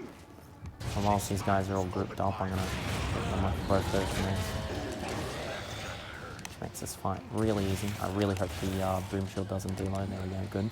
Sometimes weapons will just deload in this game. Similar to that of like Halo 2. You like, sometimes you'll throw a grenade and it'll just go straight through the ground.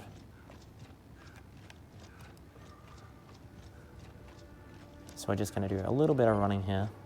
The boom shield does slow down your movement speed, but the time that it's gonna save later on is pretty significant.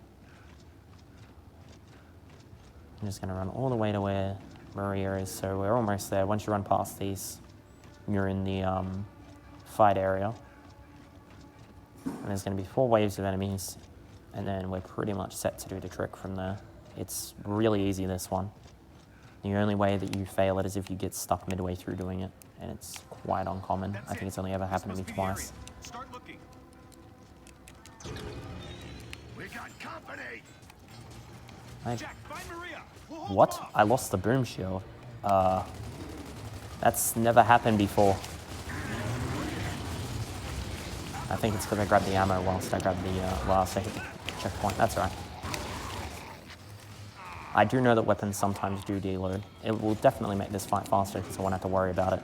Yeah, there's me mentioning that the boom shield disappears, so I will have to do a fight that I otherwise wouldn't do, which does get rid of one of the major tricks in this game. But I'll be sure to use one in Act 5 to do some more clipping. I did drop a grenade, but it's gone through the wall. Oh no, there it is. Oh, I don't want that. Where'd my shotgun go? Oh, there. I will need that. So that's me grabbing the hammer burst as tradition. It is a terrible weapon in this game. It's actually nowhere near as good as its previous counterpart.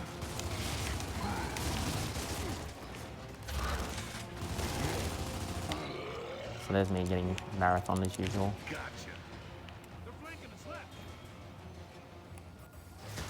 So I'm pretty sure I'm going to get hit by a torque ball immediately, so I'm just going to grab this guy.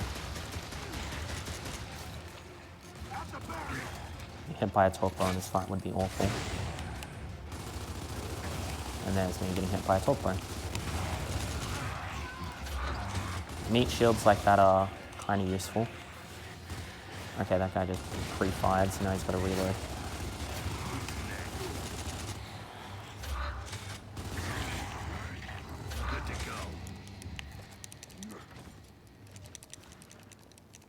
And this is the cutscene where Dom finds his wife and realizes that she's been tortured well and truly beyond repair, and unfortunately has to put her down, which is really, really sad. And it's one of the best cutscenes you will ever find in any video game.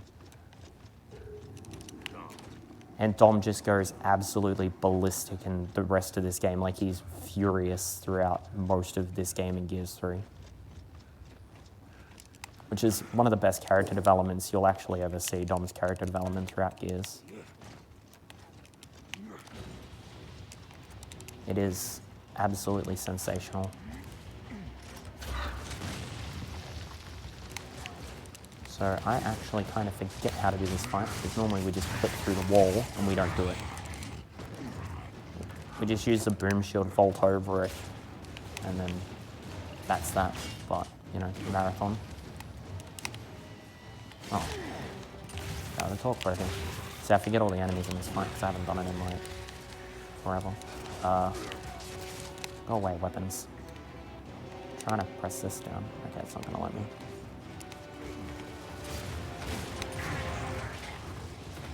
There must still be weapons there.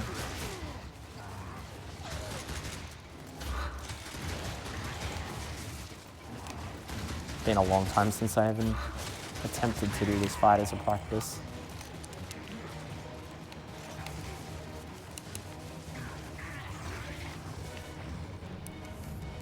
This fight isn't too long though. But it is way better to just clip through it and avoid it, because there are a few Flame Grenadiers here. Hopefully they stand together. Lucky. They stand together, their backpacks both explode on each other and then they'll die together, which is always useful. Oh. Don't think there's an enemy using a gun here, which is good. Alright, he is. I saw the Theron guard outfit and I was like, he must be using a torque bow, but he had a hand burst. So normally we just clip through this door here and avoid that entire fight. Do you have the will to win? But I promise I'll do a couple wall clips later on with the boom shield.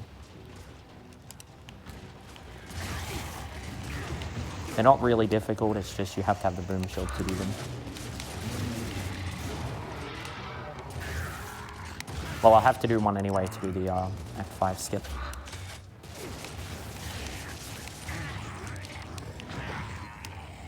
There we go, good. That should be all of those guys. Our species is destined to rule Sierra. Keep fighting, my children. Sometimes I will just randomly shoot my pistol off a bullet just so I'm ready for a dialogue skipper that I need it. Definitely the Queen. So the Queen's using a PA system to like talk to all the Locusts and give them orders and that whilst they're down here fighting, and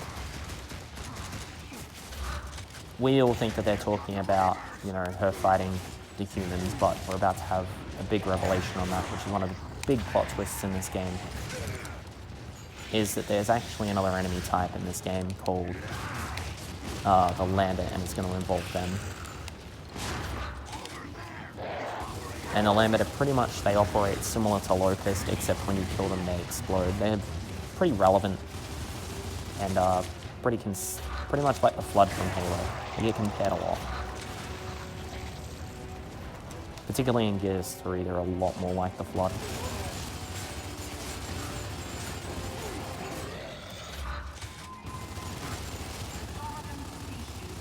Two grinders here.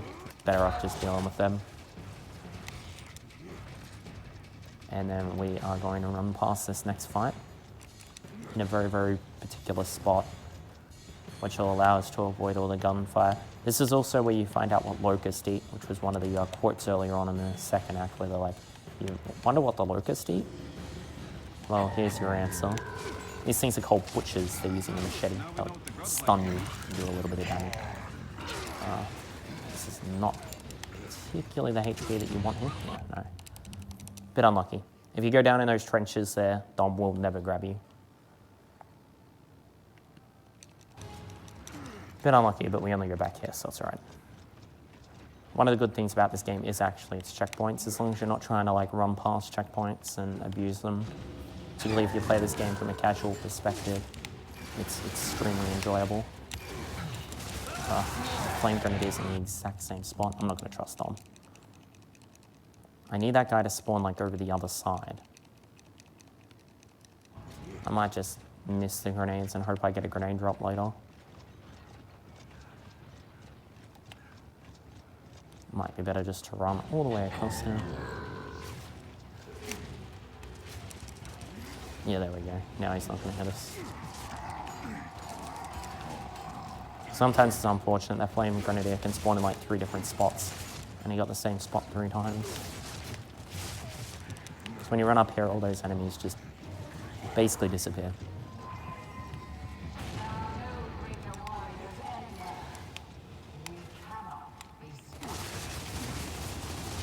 All you have to do to get rid of those 2 enemies there is just shoot that guy and the whole bridge will collapse.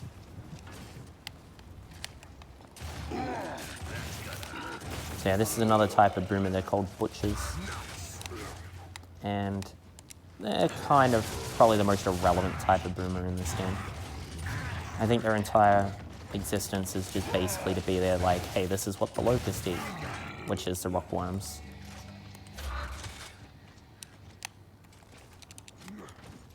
It's kind of shown in like the last section that they're hanging around with all the rockworms. Nothing can stand before us, my children. We shall conquer the surface. So this fight is pretty well optimized actually, for a speedrun point of view. I'm gonna grab this gun because the Cyclops shouldn't be here. He should be on like the other side of this fight. Normally you get the guy with the shotgun there, or this guy with the sniper, which is even better again. So eventually after the meat shield takes enough damage, it'll just die out. It's alright to go slow in that fight because we've got to wait for Jack anyway. There's some grenades. That's very good. That's the drop that I wanted. So what Jack is going to do here is he's going to activate a beacon to let everyone in the cog know exactly where the Locust stronghold is. And we're going to drop the grime lifts in, which is what we had in the second act. And have ourselves a bit of a party in here. Oops. Lost the ticker. Okay, good thing that I didn't get cut. Okay, Dom scuffed. Classic Dom. Dom is the most likely AI to get scuffed too, and he's the one you spend the most time with. We gotta buy Jack some time. Actually, maybe Cole might get scuffed more than Dom, but he's not as relevant because you only have 3 allies with you when you have Cole around you. At least, so. I guess it makes sense. Dom's probably going to get scuffed more given that, you spend the most time with him.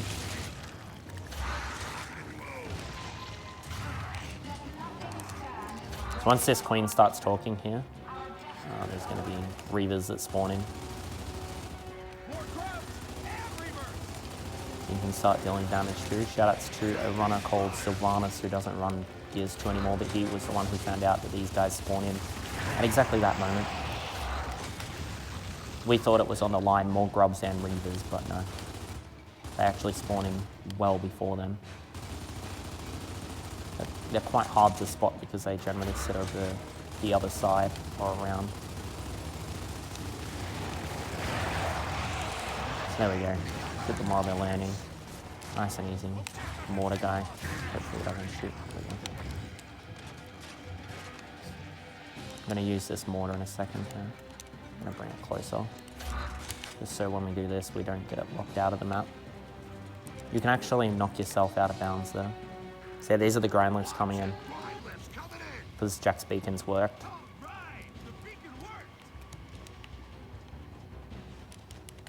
Every achievement in this game throughout the campaign is all play on words. So the one where it's like, for doing the beacon there, you get an achievement there and it's like better rapid beacon. And you get like tanks for the memories and things like that. And probably my personal favorite is tagging enemies in this game, which is a red versus blue reference. Where it's like, is it a spider? And then I think it's a spider or something in this game, I believe. So this fight's pretty easy, probably one of the easiest in the game where you just shoot the 2 explosive barrels. The only downside is, I don't know, and there's some more. Good. One of these enemies has a mortar, and it's hard to tell where he is. That should kill both of those guys. Good. And then we can move forward. Yeah, if you get scuffed here, Dom's the only one that can save you, but thankfully we're about to remake Tom. Dom, can you shoot a ticker? Can I shoot a ticker? There we go.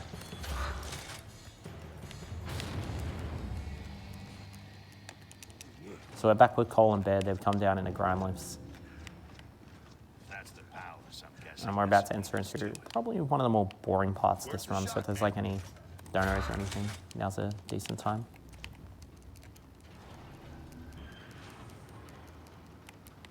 So we're just going to be riding on this gondola.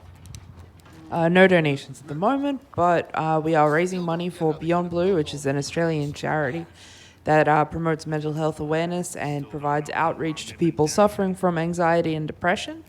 It's a great cause, so if you'd like to support it, get those donations rolling in. We do have incentives coming up.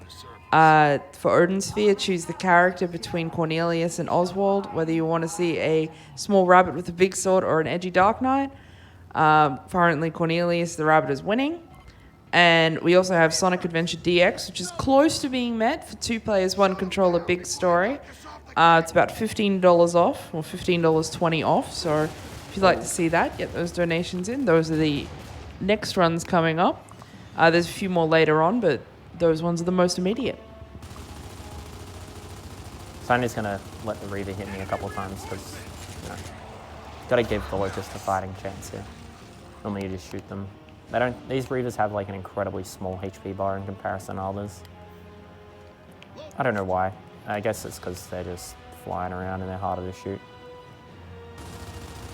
Yeah, these ones only take like half a clip to take down, as you can see there. Really good. Makes this section nice and easy. Doesn't really matter if you late miss them too much. You just don't want to miss like multiple of them.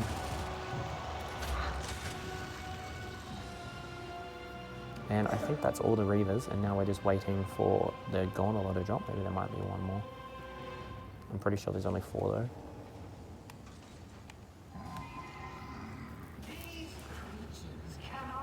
$205's not too bad. I can still break estimate, I think, maybe. We get close to it.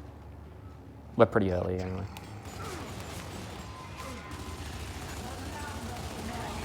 These enemies here coming down on this gondola, kind of sitting ducks. There's also a gondola section in Gears 3, similar to this.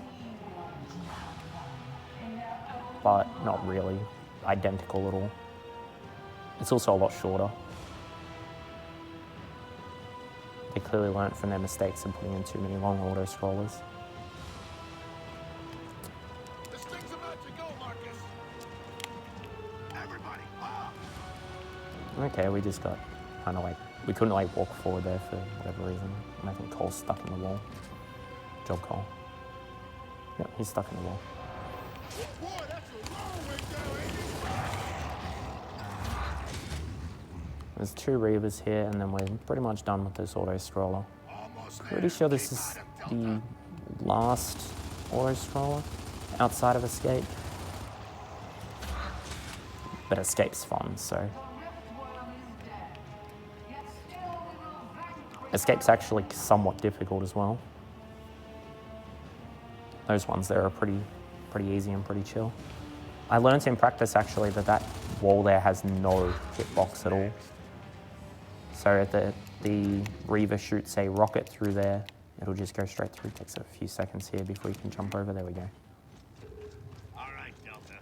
Let's find a way in. So here's kind of the revelation part. Why the hell are they in such a hurry? Looks like we must be kicking some serious ass. I don't think it's us. Too far from the beacon. Must be something else going on.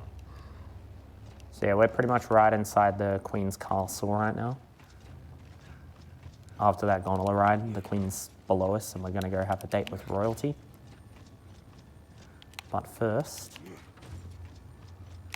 we have to fight a ton of enemies to get there, and a lot of Queen's Guard. This section here went really well in practice. I hope it does the same here.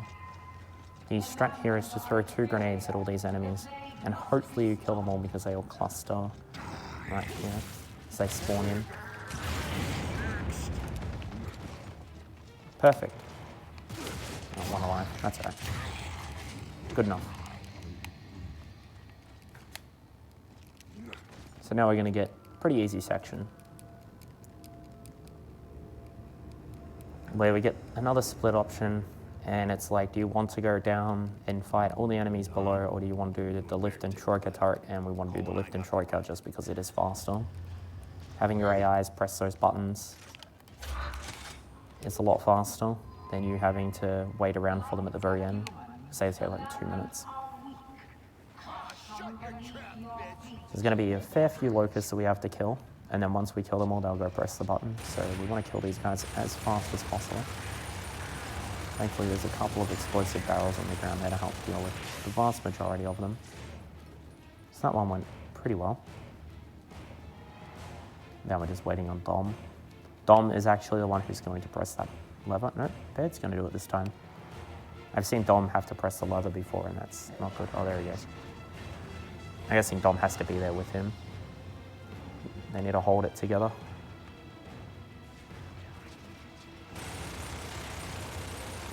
Or maybe he just needs to get like past a certain load zone.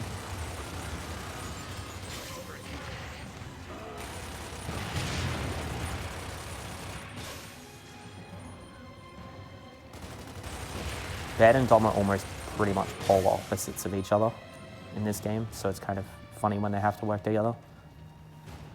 And dialogue together is actually pretty humorous, particularly in Gears 1.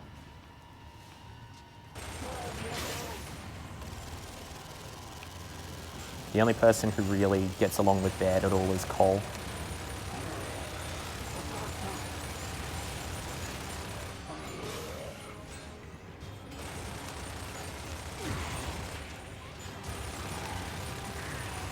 Cole is your pretty stereotypical sports kind of person in this game. He pretty much played it basically what is the version of American football in this game. Which is mentioned in the first game called Thrash Ball. And he's pretty much like the biggest star to ever have existed in there. So this fight here is actually kind of cool. Mainly because you can do this fight and complete it before the game even can actively keep up. Oh, that's not good. Your AIs can also be really useful here if I don't want. So there's not meant to be tickers up here, that's the work of the Cartus down there who's shooting a grenade at us. He's being very annoying. Normally you want to kill them first because they can do a variety of things. They can throw ink grenades. They got a very, very powerful pistol in that golden pistol. What is he shooting at? Just looking the other way, shooting at nothing. He's still doing it. I think he stopped. No, he's still doing it. Okay, that's something that I actually have never seen before. An enemy glitch out in that fight.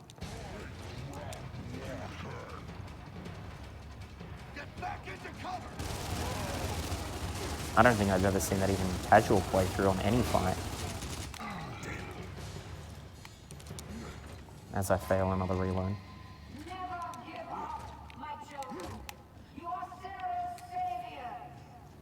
So yeah, the Queen's still going yakking on the recording. They're definitely fighting another war down here. Good thing, too. I have a feeling we wouldn't have lasted this long without some help. I'm sure Flurby has some approximate idea of when I'm going to finish. He's pretty good with guessing times in this game. If he's still hanging around in the chat.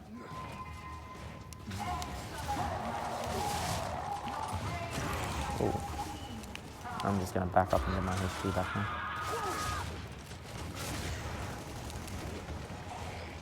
Alright, that's alright. In practice, I actually killed all those guys before, like, I even got down to the bottom of those stairs because I threw 2 grenades at them. And they're all clustered together by that time. Unfortunately, that wasn't the case. But it's not too bad. I got to go over here anyway. So I'm going to try to get a little bit of damage down on these enemies as they come up here. Try to get that Cartus down first. It's a little bit scary because, yes, there's 2 palace guards here. They're the upgrade of their own guards. And they use 2 different types of weapons, unlike just using one.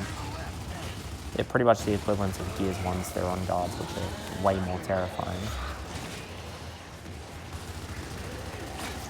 Oh. I think we should be alright because there's only the Molar alive.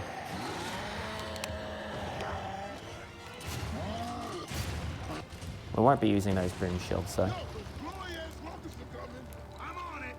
So this cutscene's unskippable and kind of showcasing a little bit more into what the Lambert are like. That's a Lambert enemy. You don't really see them too much in this game.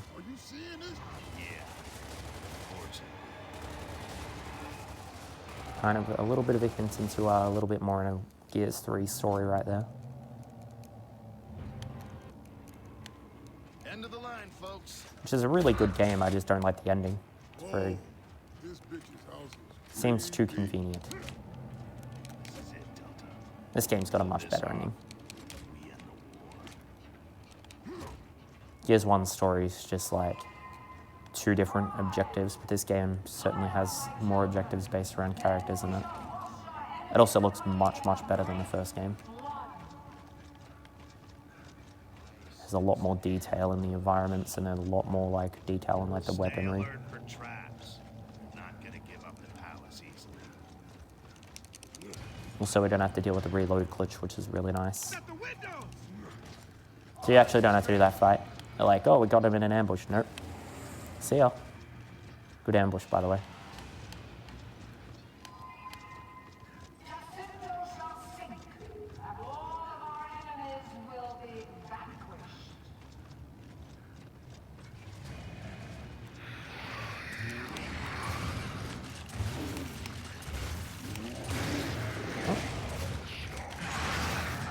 We're almost done with this act, actually. I know it seems really, really long, but almost there. Remaining, I think, 6 more fights left to go.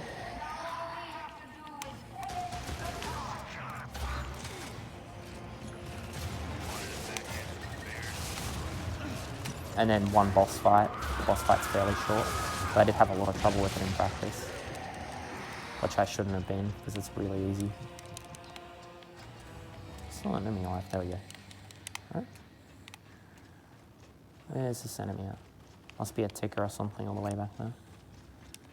Normally it lets you pull this.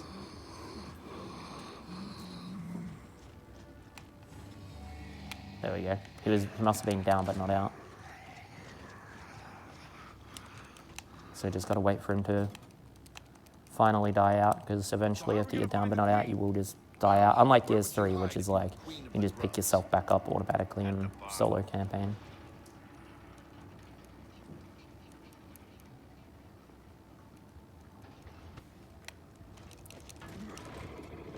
So yeah, we gotta go all the way down to the bottom. So we found out what blood mounts feed on as well, which is not pleasant. Judging from the windows, I think this place Which explains a lot more into sort of why the Locusts are taking humans prisoners. Cole and I got the right. Let's see if we can find a way down to the Queen's chamber. But yeah, you take the lower option here just because it is faster and you get to activate the checkpoints that are required to continue the section. Unlike your AIs who take forever and can sometimes get stuck.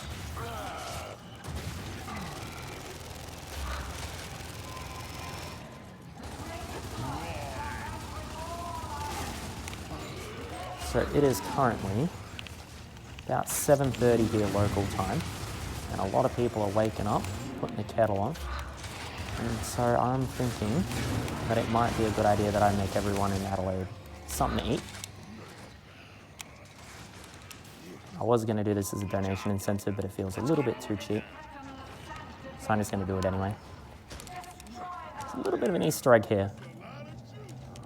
Nice toaster. Oh man, don't start with that Jew shit again.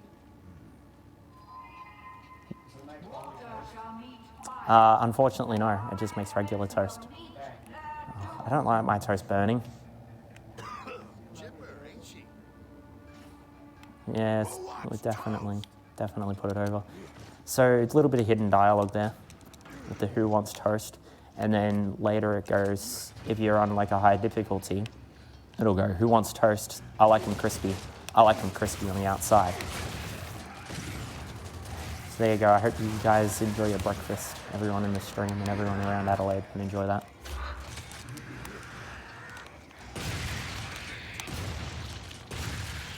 That is my favorite Easter egg in this game. Very easy to get to. That was found like first day this game came out, like within like the first hour this game came out. Well, maybe a little bit later than that, but it was like the first hour that people got access to that part of the level. Oh, that's alright, there's 4 AIs here. These palace guards are a lot more tanky than the regular Locust. They're way more similar to that of the Theron guards from the first game. Okay, I guess I'll just grab you. I didn't mean to grab him, but that's right. I don't think there's any more Torquebow wielders. No, only Hammerbursts. Hammerbursts aren't a threat at all. Well, they shouldn't be.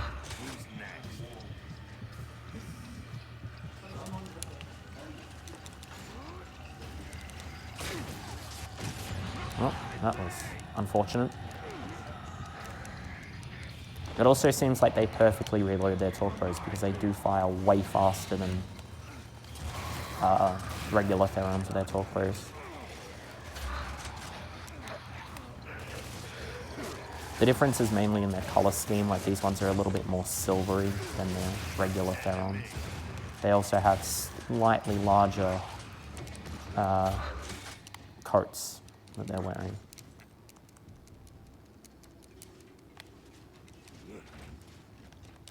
So we're about to do some more dialogue skipping whilst we grab some free weapons. But first we've got to wait for this door to hit open. You can actually clip through that door if you have a boom shield, but it's a pain to get the boom shield from the top fight down to the bottom. It's probably only viable in co-op.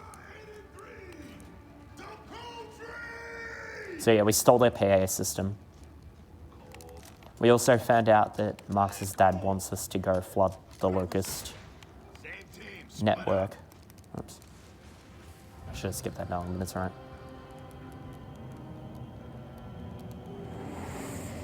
So I'm going to go take the left hole. It doesn't matter here what one you take, they're absolutely identical.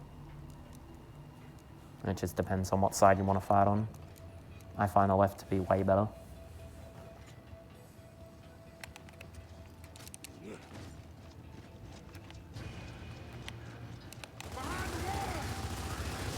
I'm probably the only one who doesn't run Judgment or 3. Or at least hasn't tried to run Judgment or 3. That's 3, 4, sorry. I have the world record in 3. I still don't run it anymore, though. Maybe if people start getting more close to my time that I put like 1,000 hours into, plus 1,000 runs or something into. And maybe. But that run is about another 20 minutes longer than this on top. And also doesn't have like any skips at all, or any real major glitches. A bit unfortunate. It has like fight skips in that, but not quite as good. That's unfortunate. I got tagged from the other side where my other allies are. It's quite rare. I think Cole's going to be able to res me here. I'm going to jump over there. There we go. Stuff Cole. You do actually have to finish off all these enemies. This is one of my least favorite fights because it is really close quarters and it's quite difficult. Plus you can be shot from the other side by torpedoes and they can pretty much down you from that distance. And they're all palace guards as well, so they all have increased HP. I want this guy to be there because he'll kind of just stand still for you. I remember molars in Horde being way more threatening than what they are in this game. Is that it? Maybe there's one more over the other side. Nope, that's it. Good. I was having a bit of trouble with that section in practice. In practice, I got through like the very end of that section and got one hit by like a torque bow, which shouldn't happen because it should take more than one shot to kill. But I like completed the entire section. The last enemy tagged me with a torque bow, and then I just instantly went down and died. Bottom floor, sporting goods, lingerie, and one bitch-ass queen. Whoa, that ain't the way. So yeah, the ground opens up here. A really good way of dealing with it is to fire off this mortar shot. I'm gonna use that. Is that all? Okay, good. Unfortunately, there's a bit of a glitch that can happen at the very last fight of this. There's 3 fights, which is very, very common in this game to do sets of 3.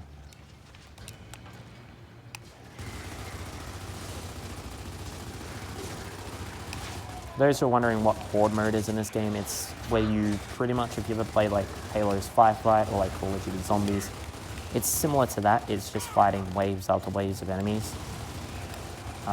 The only difference it being it's all multiplayer map block like Halo, and there's an actual cap on how far you can go. But it's still 50 waves and they get increasingly difficult. Like the last waves are just insanely hard to do.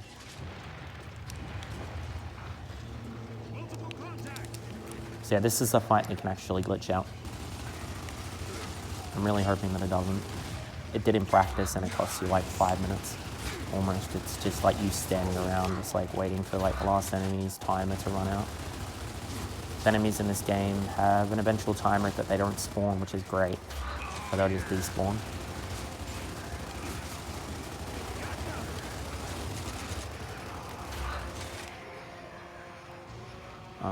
I think it happened again. Maybe? Oh no. Good. He's spawning.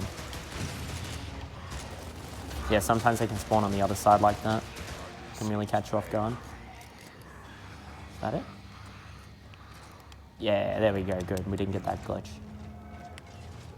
So here comes another one of the Queen's terrible traps. And I mean, yeah, it's a trap. Alright. Not going to worry about the ammo. I don't know why the game gives you so much free ammo in this fight, given that in the next fight you get a weapon reset. Which only happens 4 times in the run. And it's also a very, very irrelevant weapon reset. Because immediately following we're going to be into a locked weapon section where we won't have access to our main weaponry. And then after that, we're going to be getting another weapon reset. So we had one at the very start of the game and now one here, and then we get another one immediately after. And then there's one right on the very final boss.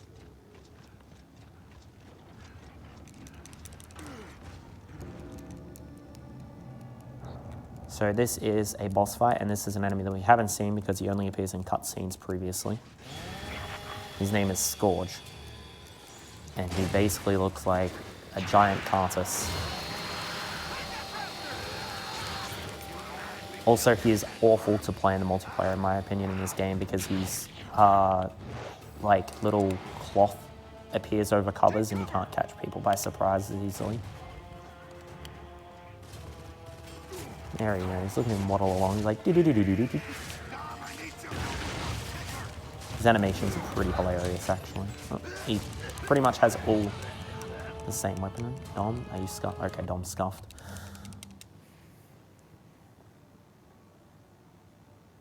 If Dom wasn't scuffed there, that would have been alright.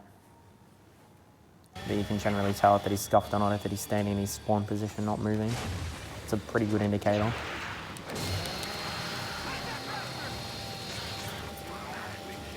If you think the AIs have improved much over the course of the games, they still do things that will ruin runs in Gears 3.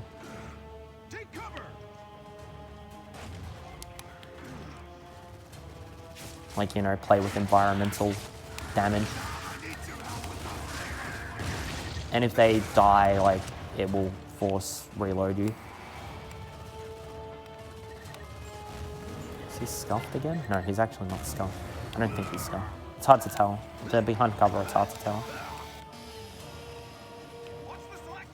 So he's going to drop stuff from the roof, and then his cycle's always the same. It goes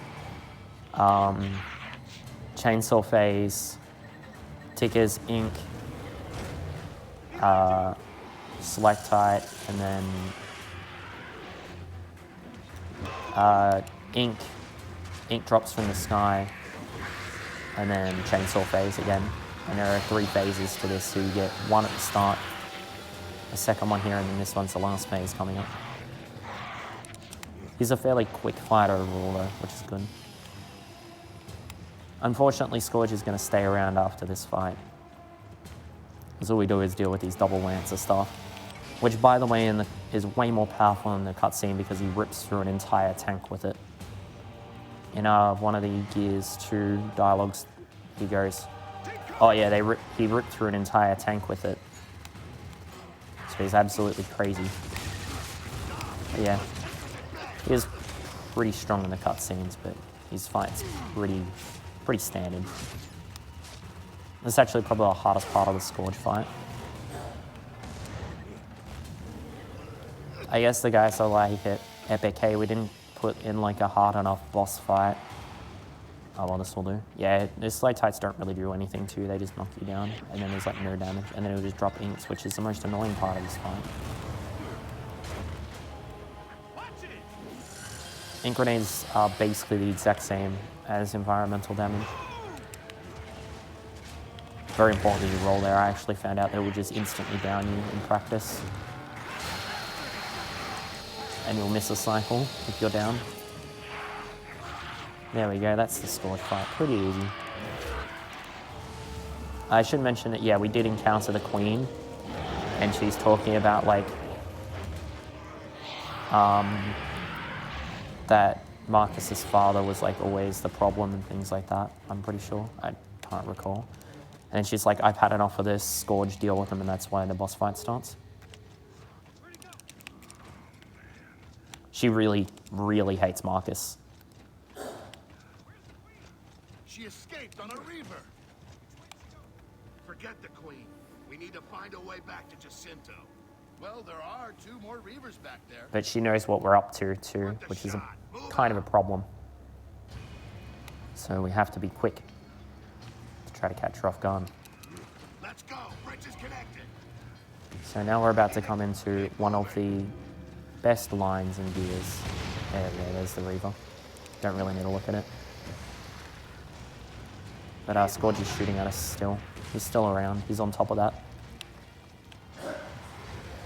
The Queen also has one of those, but hers is way, way, way different.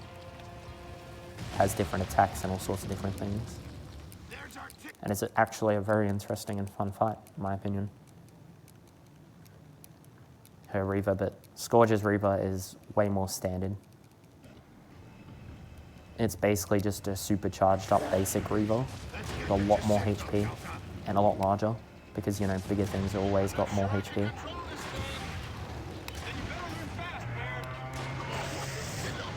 They don't want to take too much damage here.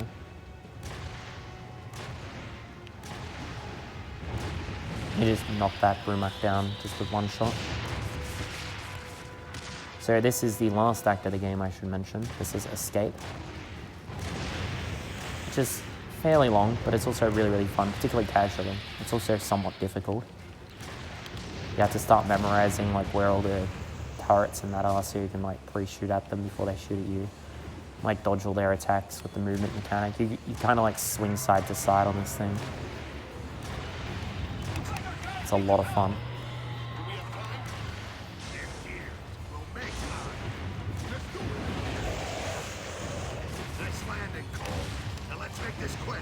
These guys have way too much HP.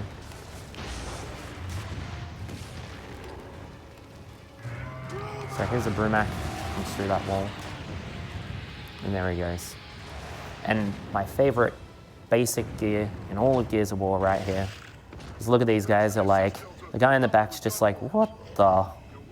They're just like, what's going on? Yeah, we're riding Reavers, don't worry about it.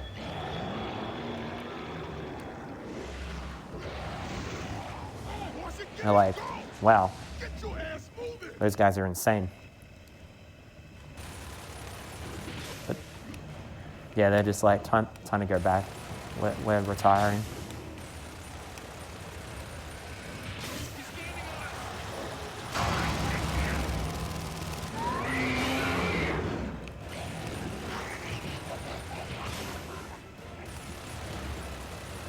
So this is the, I guess, second stage of the Scourge battle. Oh, well, the first main stage of the Reaver battle. You can get a fair amount of damage on it here too, which will also help in the upcoming section. Oh, I can hit it in its mouth. So this chain gun works the exact same way as all other chain guns in the game. On the back, there's a chain gun, and on the front, there's its missile launcher. You can tell what side you're on just because there's like a little bit of a standard back hold as Marcus switches between the two. It just holds up for just a second, and then the crosshairs will change. So yeah, Scourge has a set of attacks, and he will never change out of these sets of attacks. He'll always do rockets, the bite attack, or the minigun that he has on top. That one's the bite attack there, which he won't do in the very, very final fight that we do against him. And there we go. I think we're done with that particular section of the Scourge fight. Oh, no, still firing missiles. So the way how you'll actually avoid all these rockets is you just hold bottom left on your movement, and you'll instantly dodge them all.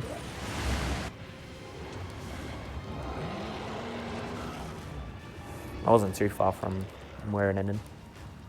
But the fights always stay the same. He'll always do the same attacks at the same time. So it's fairly predictable. These enemies, however, are not. These ones will always fly around randomly except for in one section here. They'll always do a certain set of few things though. These things are actually probably scarier than Scourge.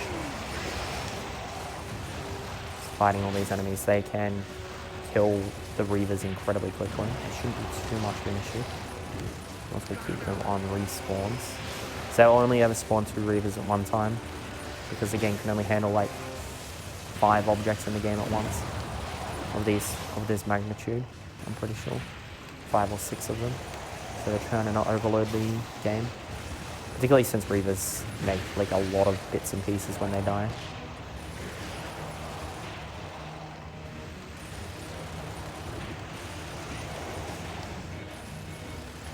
I think.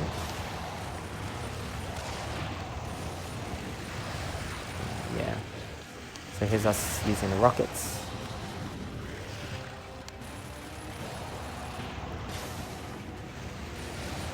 If we can, the trick here is to try to keep like one on spawn, one like engaged with. There's a lot of them. This section's actually really large too. Probably like the largest individual area in the entire game.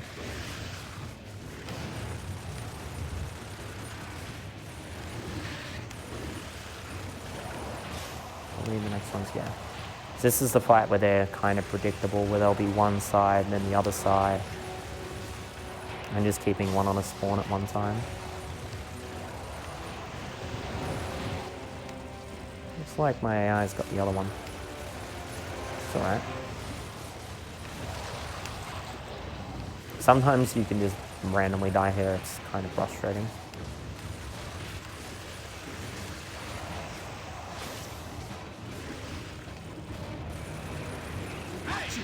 Oh, that was a good shot. That guy just hit me from like 100 feet away.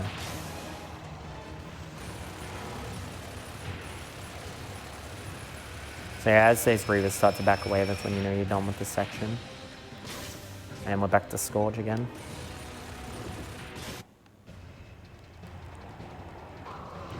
Here he is. This is the final phase of Scourge.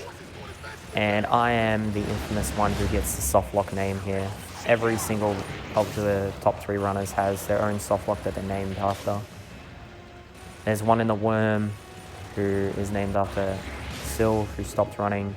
Flurby has his fish, and I have the Scourge fight glitch. It's where we've all lost world record pace runs at 2 before.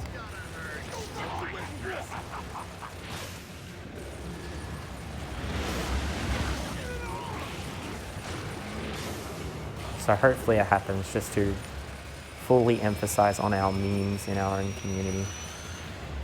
Because I'll never hear the end of it. I'll hear it like 2 years later and it'll be like, hey, remember that time you're in a marathon and you died to Scourge?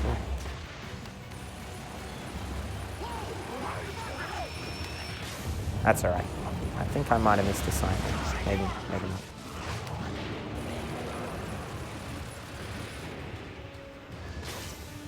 I'm relaxing whilst I can because coming up I have the sniper section. Means I have to be on point because the sniper in this game is relatively difficult to use. And just go around with him, follow his pattern. He always does the same movement with the same attack. He grabs onto you, then he will fire rockets. And then he'll jump to the front. I hope I've done just enough damage to him here. There we go. So I guess we'll find out if that I died after this. No. So that's the end of Scourge. Rest in peace, Sweet Prince.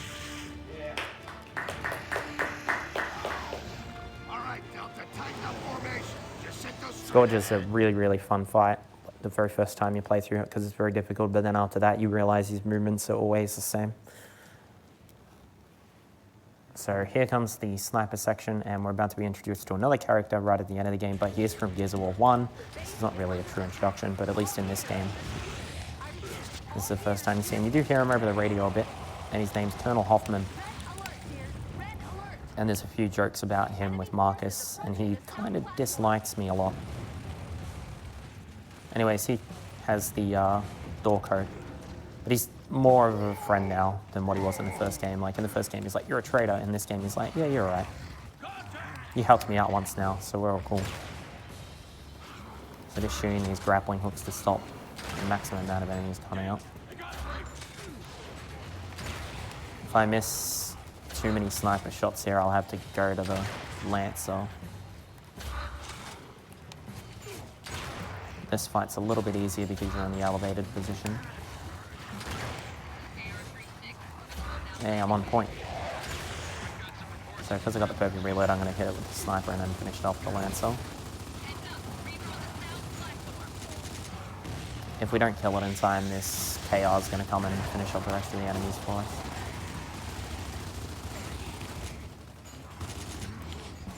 I think that should be alright. You can actually get out of bounds here again, but unfortunately it's not useful.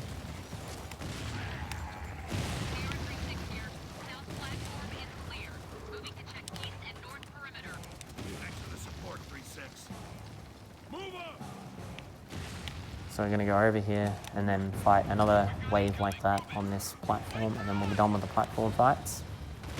There's only a couple of them. So shooting those grappling hooks again to stop all those enemies from coming up. This is the humans' last base, basically, in this game, called Jacinto. And the Locust have started attacking it, which is abnormal. Normally they would leave this place alone, which makes a lot of sense because it is sitting right over the Locust stronghold. Wow, I don't think I missed a sniper shot. That's really impressive. In this game it is. In Gears 1 it's really easy to get the sniper shots. There we go. For even the air support's needed, which is pretty much ideal. So I think this is the only fight where we use the mulch, which is a portable chain gun. May as well grab the ammo whilst I'm grabbing this. But there's two enemies here. And then there's that one. And that'll spawn in the next wave. Hopefully this guy doesn't Cody me, which is lucky that he didn't. Because as I've showcased, boom shots do a lot of damage in this game.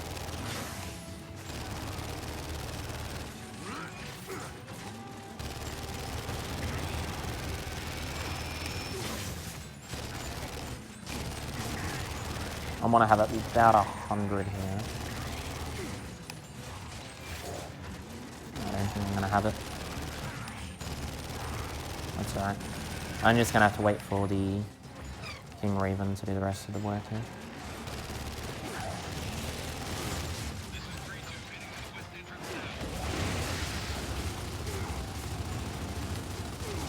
As long as we can spawn in these Reavers, we should be right. There we go.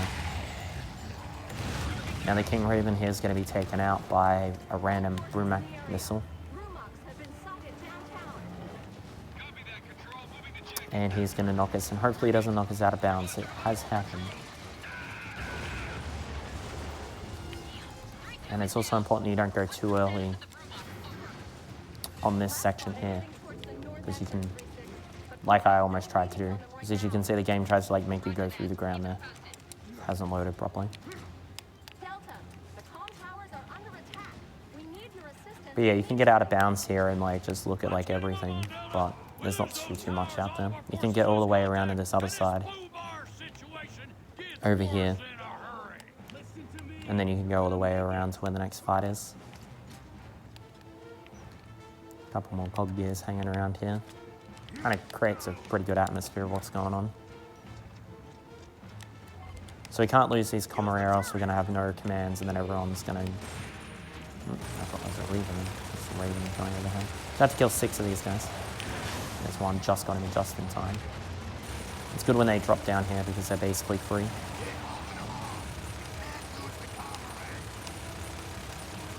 Over here. I'll get this one. Free to go. Not quite. This part's a little bit stressful when you're on like world record pace and you got to kill these guys like really quickly. This should be it. There we go.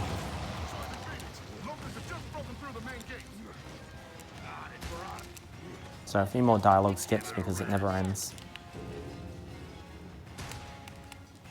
Control, we're gonna need air support here ASAP.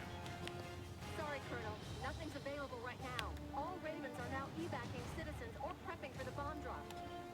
So yeah, we're going to try to sink our own city. Looks that way, Sergeant. So Marcus is doing one of the most iconic quotes in Gears of War there, back at Hoffman, who said in the first game, at the very start, where they're like,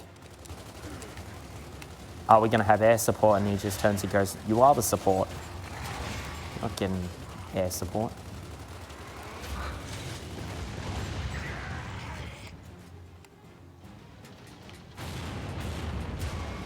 And I can see those enemies spawning in, so I'm just going to go for the long shots. I want to keep at least 2 of these mortars.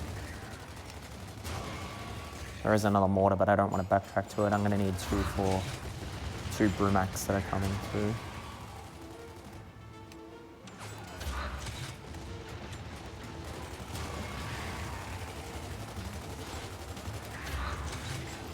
There we go. There's just what I wanted to see. Once these 2 grinders spawn in. Guess I should be able to hit both of them with these mortar strikes. There's one. That should spawn in. As soon as those grinders die, it spawns the Brumacs in. Which is important. They should be here anyway. Yeah, there they are. There's a lot of AIs here, so the ground forces are basically just dead weight. Now, if these patterns are on time, we can get both of them with the 1 strike, but I'd rather not risk it. I should be safe with 3 shots, though.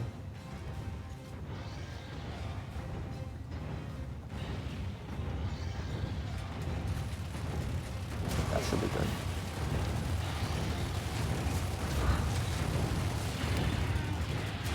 Hey, perfect. That is a fairly difficult shot to hit. It does save quite a bit of time. It saves you having to do another mortar strike. Yeah, we're full on ammo, it's fine.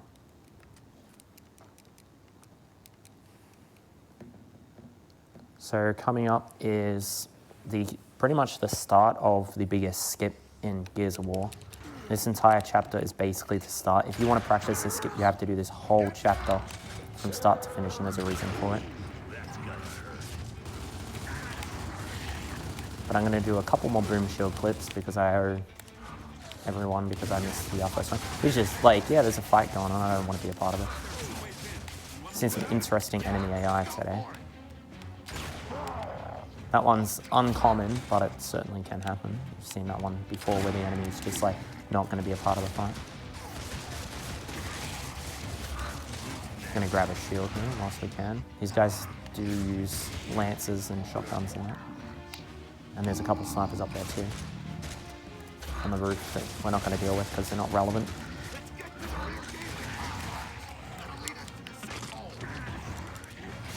I think that's it. Yeah. First shot. Very good. So there's actually 2 of those guys, but the other one like spawns on the other side.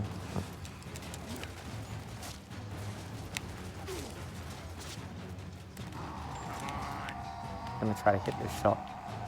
Right here. Oh good, he stood still well out of range. I'm not gonna grab the flamethrower, I'm gonna grab the shotgun because the shotgun is way better here.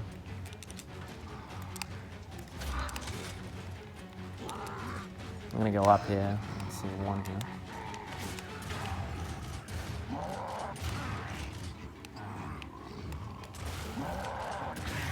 Because there's grenades up here, you can just throw some grenades down on these enemies as they spawn. Actually, looks like I got a few in practice. I missed both of them. Get out of here. These tickers were spawned by the Carters down there.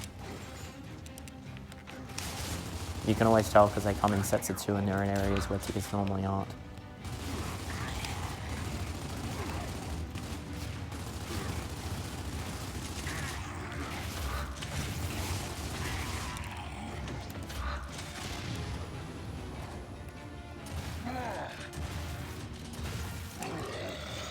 Easy grind to kill.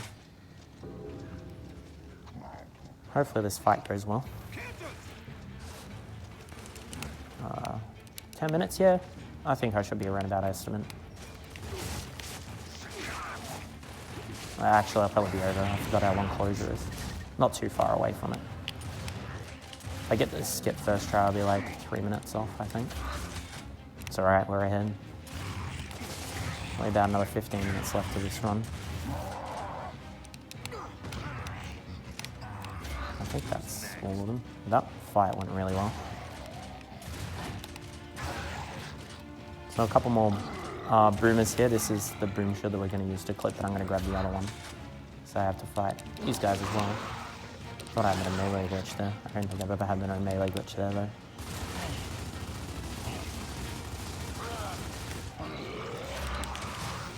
That's alright. Wait. Bad rush. Thank you. It's going to take a while for this door to open. No, it's going to open instantly. Good. Sometimes it takes a couple seconds for that door to open. There's another co-op section, because they're like, oh, we haven't done a co-op section in like half an hour.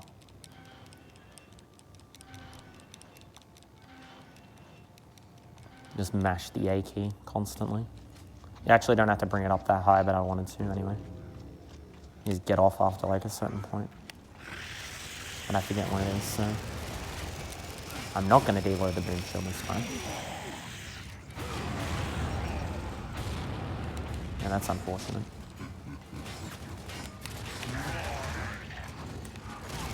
These guys are pretty low. Yeah, they're all low from that grenade. Normally you want to like put 2 grenades on top of each other. It makes the grenades explode at the same time. I don't need those grenades.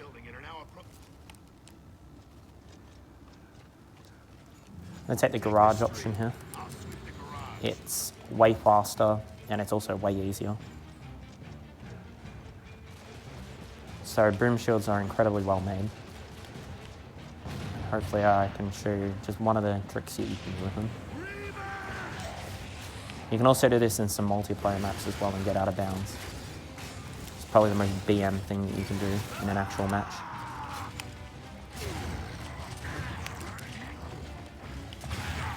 Nice, I got the flame grenadier instead of the actual grenadier. I guess we'll grab the armor.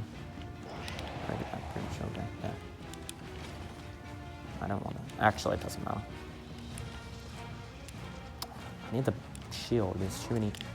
There we go. There's too many weapons on top of the same spot. I actually shouldn't have worried and just grabbed the shield because coming up doesn't matter because I'm about to lose that weapon anyway. For the most powerful weapon in this entire game. First, we're just going to line that up. There we go. Straight through the wall. Don't worry about everything else. You can do that at a lot of parts in this game, but it's not really run relevant.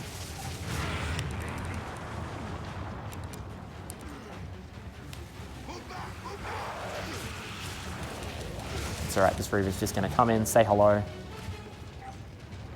and he's just going to leave. Definitely want my chainsaw out if he's walking directly towards me.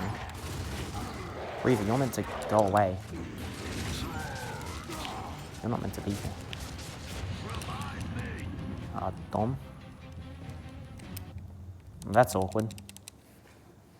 That Reaver came in practice and just like left immediately, so I wasn't going to worry about him.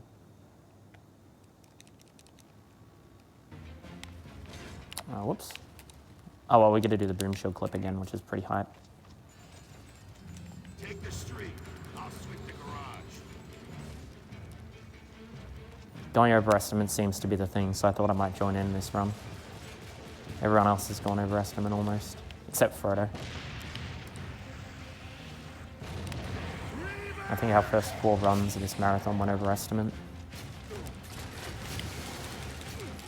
Oh, where is this spot? Oh, I get rid of this flamethrower, because if he gets too close, he can just go straight through the shield. Yes, I want to place it there, yeah. Be a little bit finicky at best of times. These grenadiers aren't a problem. Oh, thank you. Look, it's so helpful. It's like, you know, I know you need this broom shield to not be in cover anymore, so here you go.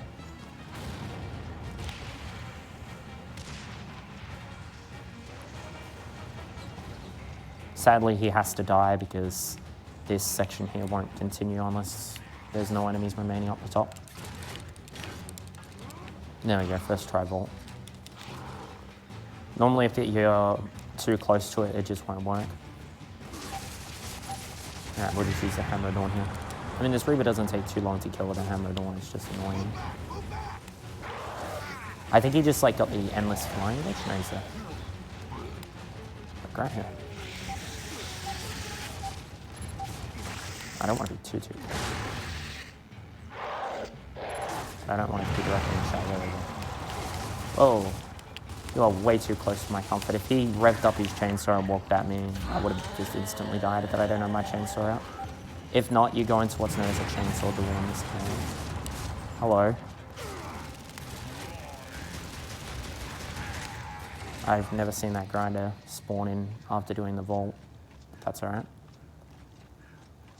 Okay, this is the biggest skip in this game. And it's also one that makes me wonder, how did anybody ever find this? So in order to do this, you have to have the broom shield available, which means you have to do the last section of the game. You have to go over here and know this little trick, which gets you out of bounds. I don't want to go down. I guess it was just a matter of time. There we go, good. Let's use the cranes to get across. So that gets us out of bounds. It's very, very finicky. I didn't want to go down onto the bottom section, or else I would have had to do the whole crane section. And we have to go back over here, grab this broom shield. Much faster to move without the broom shield, and we got to backtrack through there anyway, so we may as well leave it there. And then we're going to go over here. I've never seen that piece of steel before. I think that's the bonnet from the car or something. Hopefully I've got this lined up properly. If not, I should be able to get a second chance at it. And if we've done this right, there we go. Very nice. So this actually loads us like 4 minutes down the game. We're right down at the bottom of the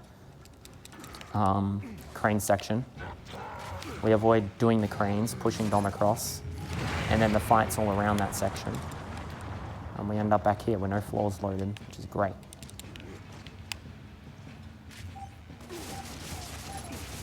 That's a very, very hard trick to like pull off consistently. I'm probably the best at it, I would say.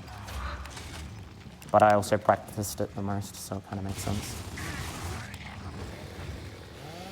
The reason we have to backtrack and hit that checkpoint is because if we don't, this entire section under here, you can get to here, you can do this chainsawing, and then you can get in here. But when this falls, nothing will load underneath, and you'll just be in a void.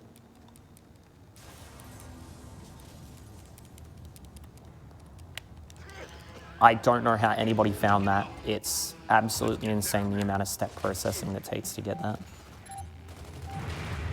You have to know like that out of bounds, and then you have to know the boom shield, put it in the correct spot, because it's extremely precise.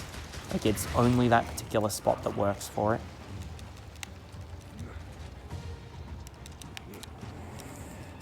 And we still haven't come into contact with that guy who made that, who found that one. So this is the final boss of this game. But first, we've got to do traditional Gears of War stuff, which is fall again from another high height.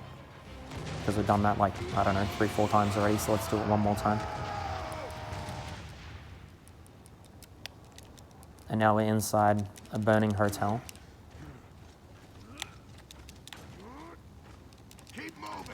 And of course, in a burning hotel, you should use the elevator when there's a fire. So we're going to use the elevator. And somehow it still works. The building's on its side, but the elevator's just like, yep, going up.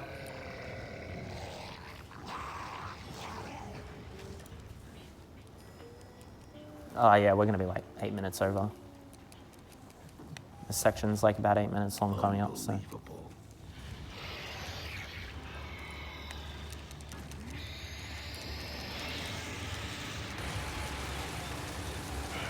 It's actually been longer than my running practice.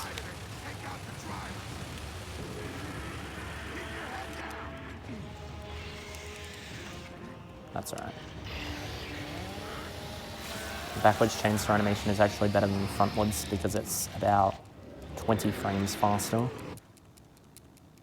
Almost a second faster.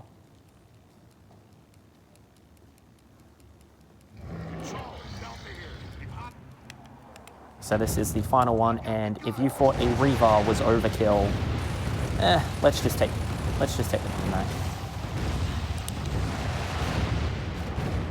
Why not?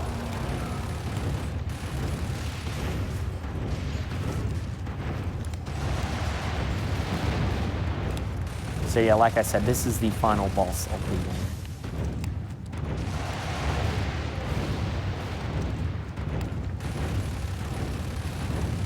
It doesn't look that hard, but trust me it is. So yeah, I was mentioning the seriously achievement before. This is where a lot of casual players will just farm it, is on this first section, and then keep resetting checkpoint because it'll give you the points for it. But it is 100,000, so it does take an awful long time.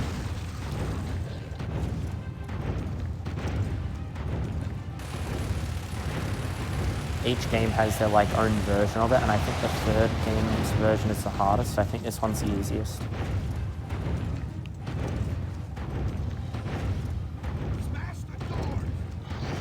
I'm gonna open up the doors. Oh yeah, we can also just make this thing just raw for no reason. There you go. There's actually a button to just make this thing scream. Absolutely. Absolutely the best part.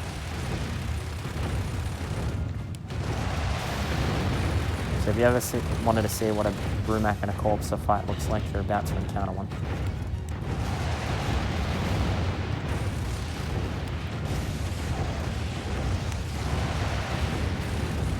This is an incredible amount of fun your first playthrough.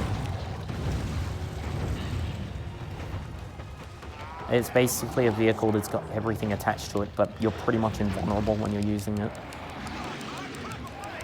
So yeah, this is a Brumac versus Corpser fight. All you gotta do is mash the B button to win it. Quick time events for the win.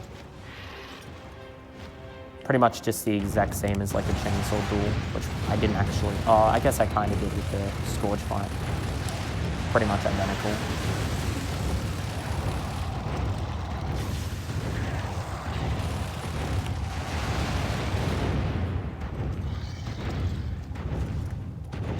Anyways, we're gonna open up this door. Same as before. Almost, it's the final section of the game.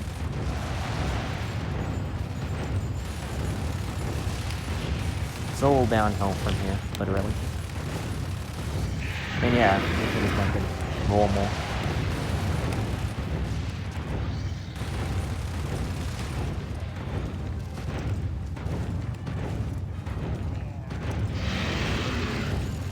Why not?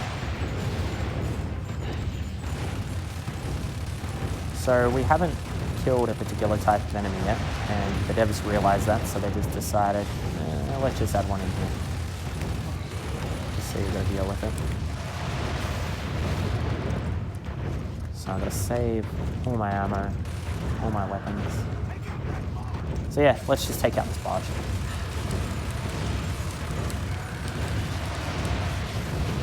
There we go. Beautiful. And the last section of the game here, you can actually get some damage down on these as you're walking through.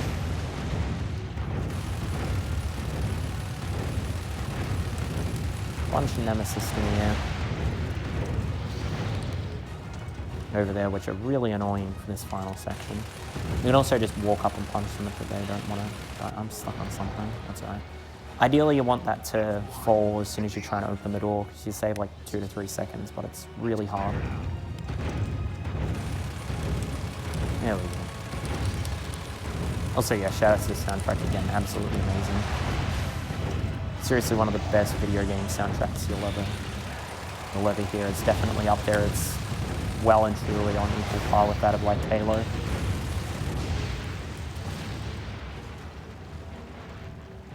One more to go. And then we have the very, very final boss. And then that'll be time, so time will be coming up probably in about a couple minutes. The hardest final boss in any video game you're ever going to see. Yeah, much of an angle on that corner. It's easier to get when you get closer to it. I don't know if that actually is dealing with damage directly to it.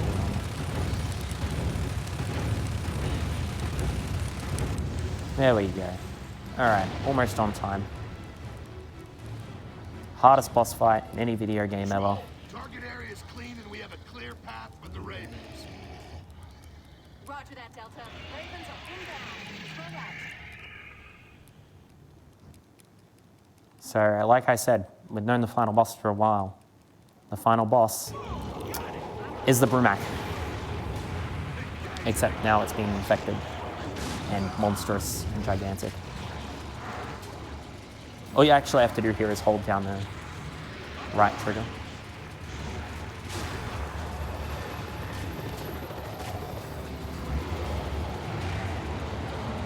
Except it's a little bit faster if you're coming at it. So time's coming out, one more strike.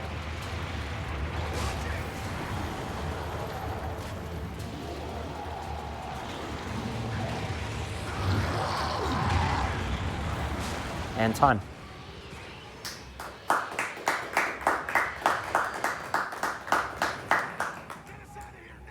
And that is probably the worst Gears 2 run that I've had in a long time. Actually, that wasn't too far off my practice run. I think my PB for that's like a 2:46. Oh no, that's a world record. PB is like 2:52 or something. But I was getting close to that before I came here, and then I just had 2 over 3s.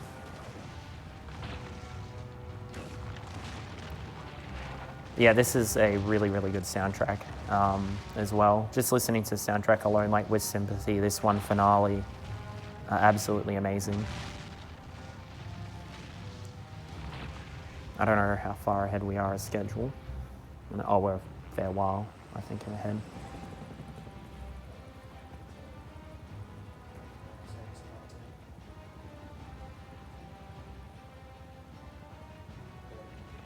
So Marcus can't find Anya.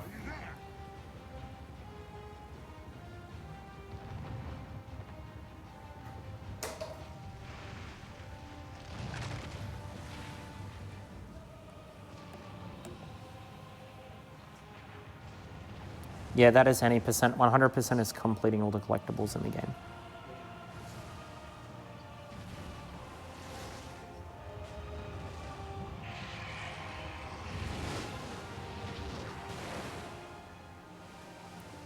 Yeah, a lot of the unfortunate happenings were my own mistakes. A couple glitches too, which is always the case.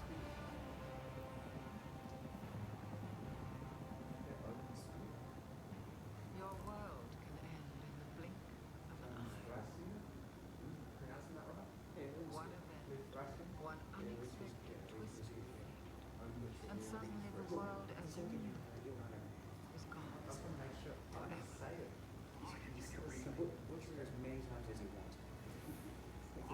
Anya Bible thump.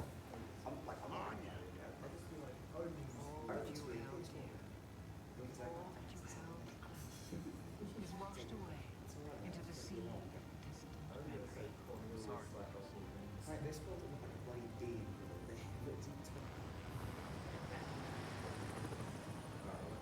Life is cruel. And there's Prescott, who you don't see until the end cutscene. But life Hey, Anya survived. with or without you.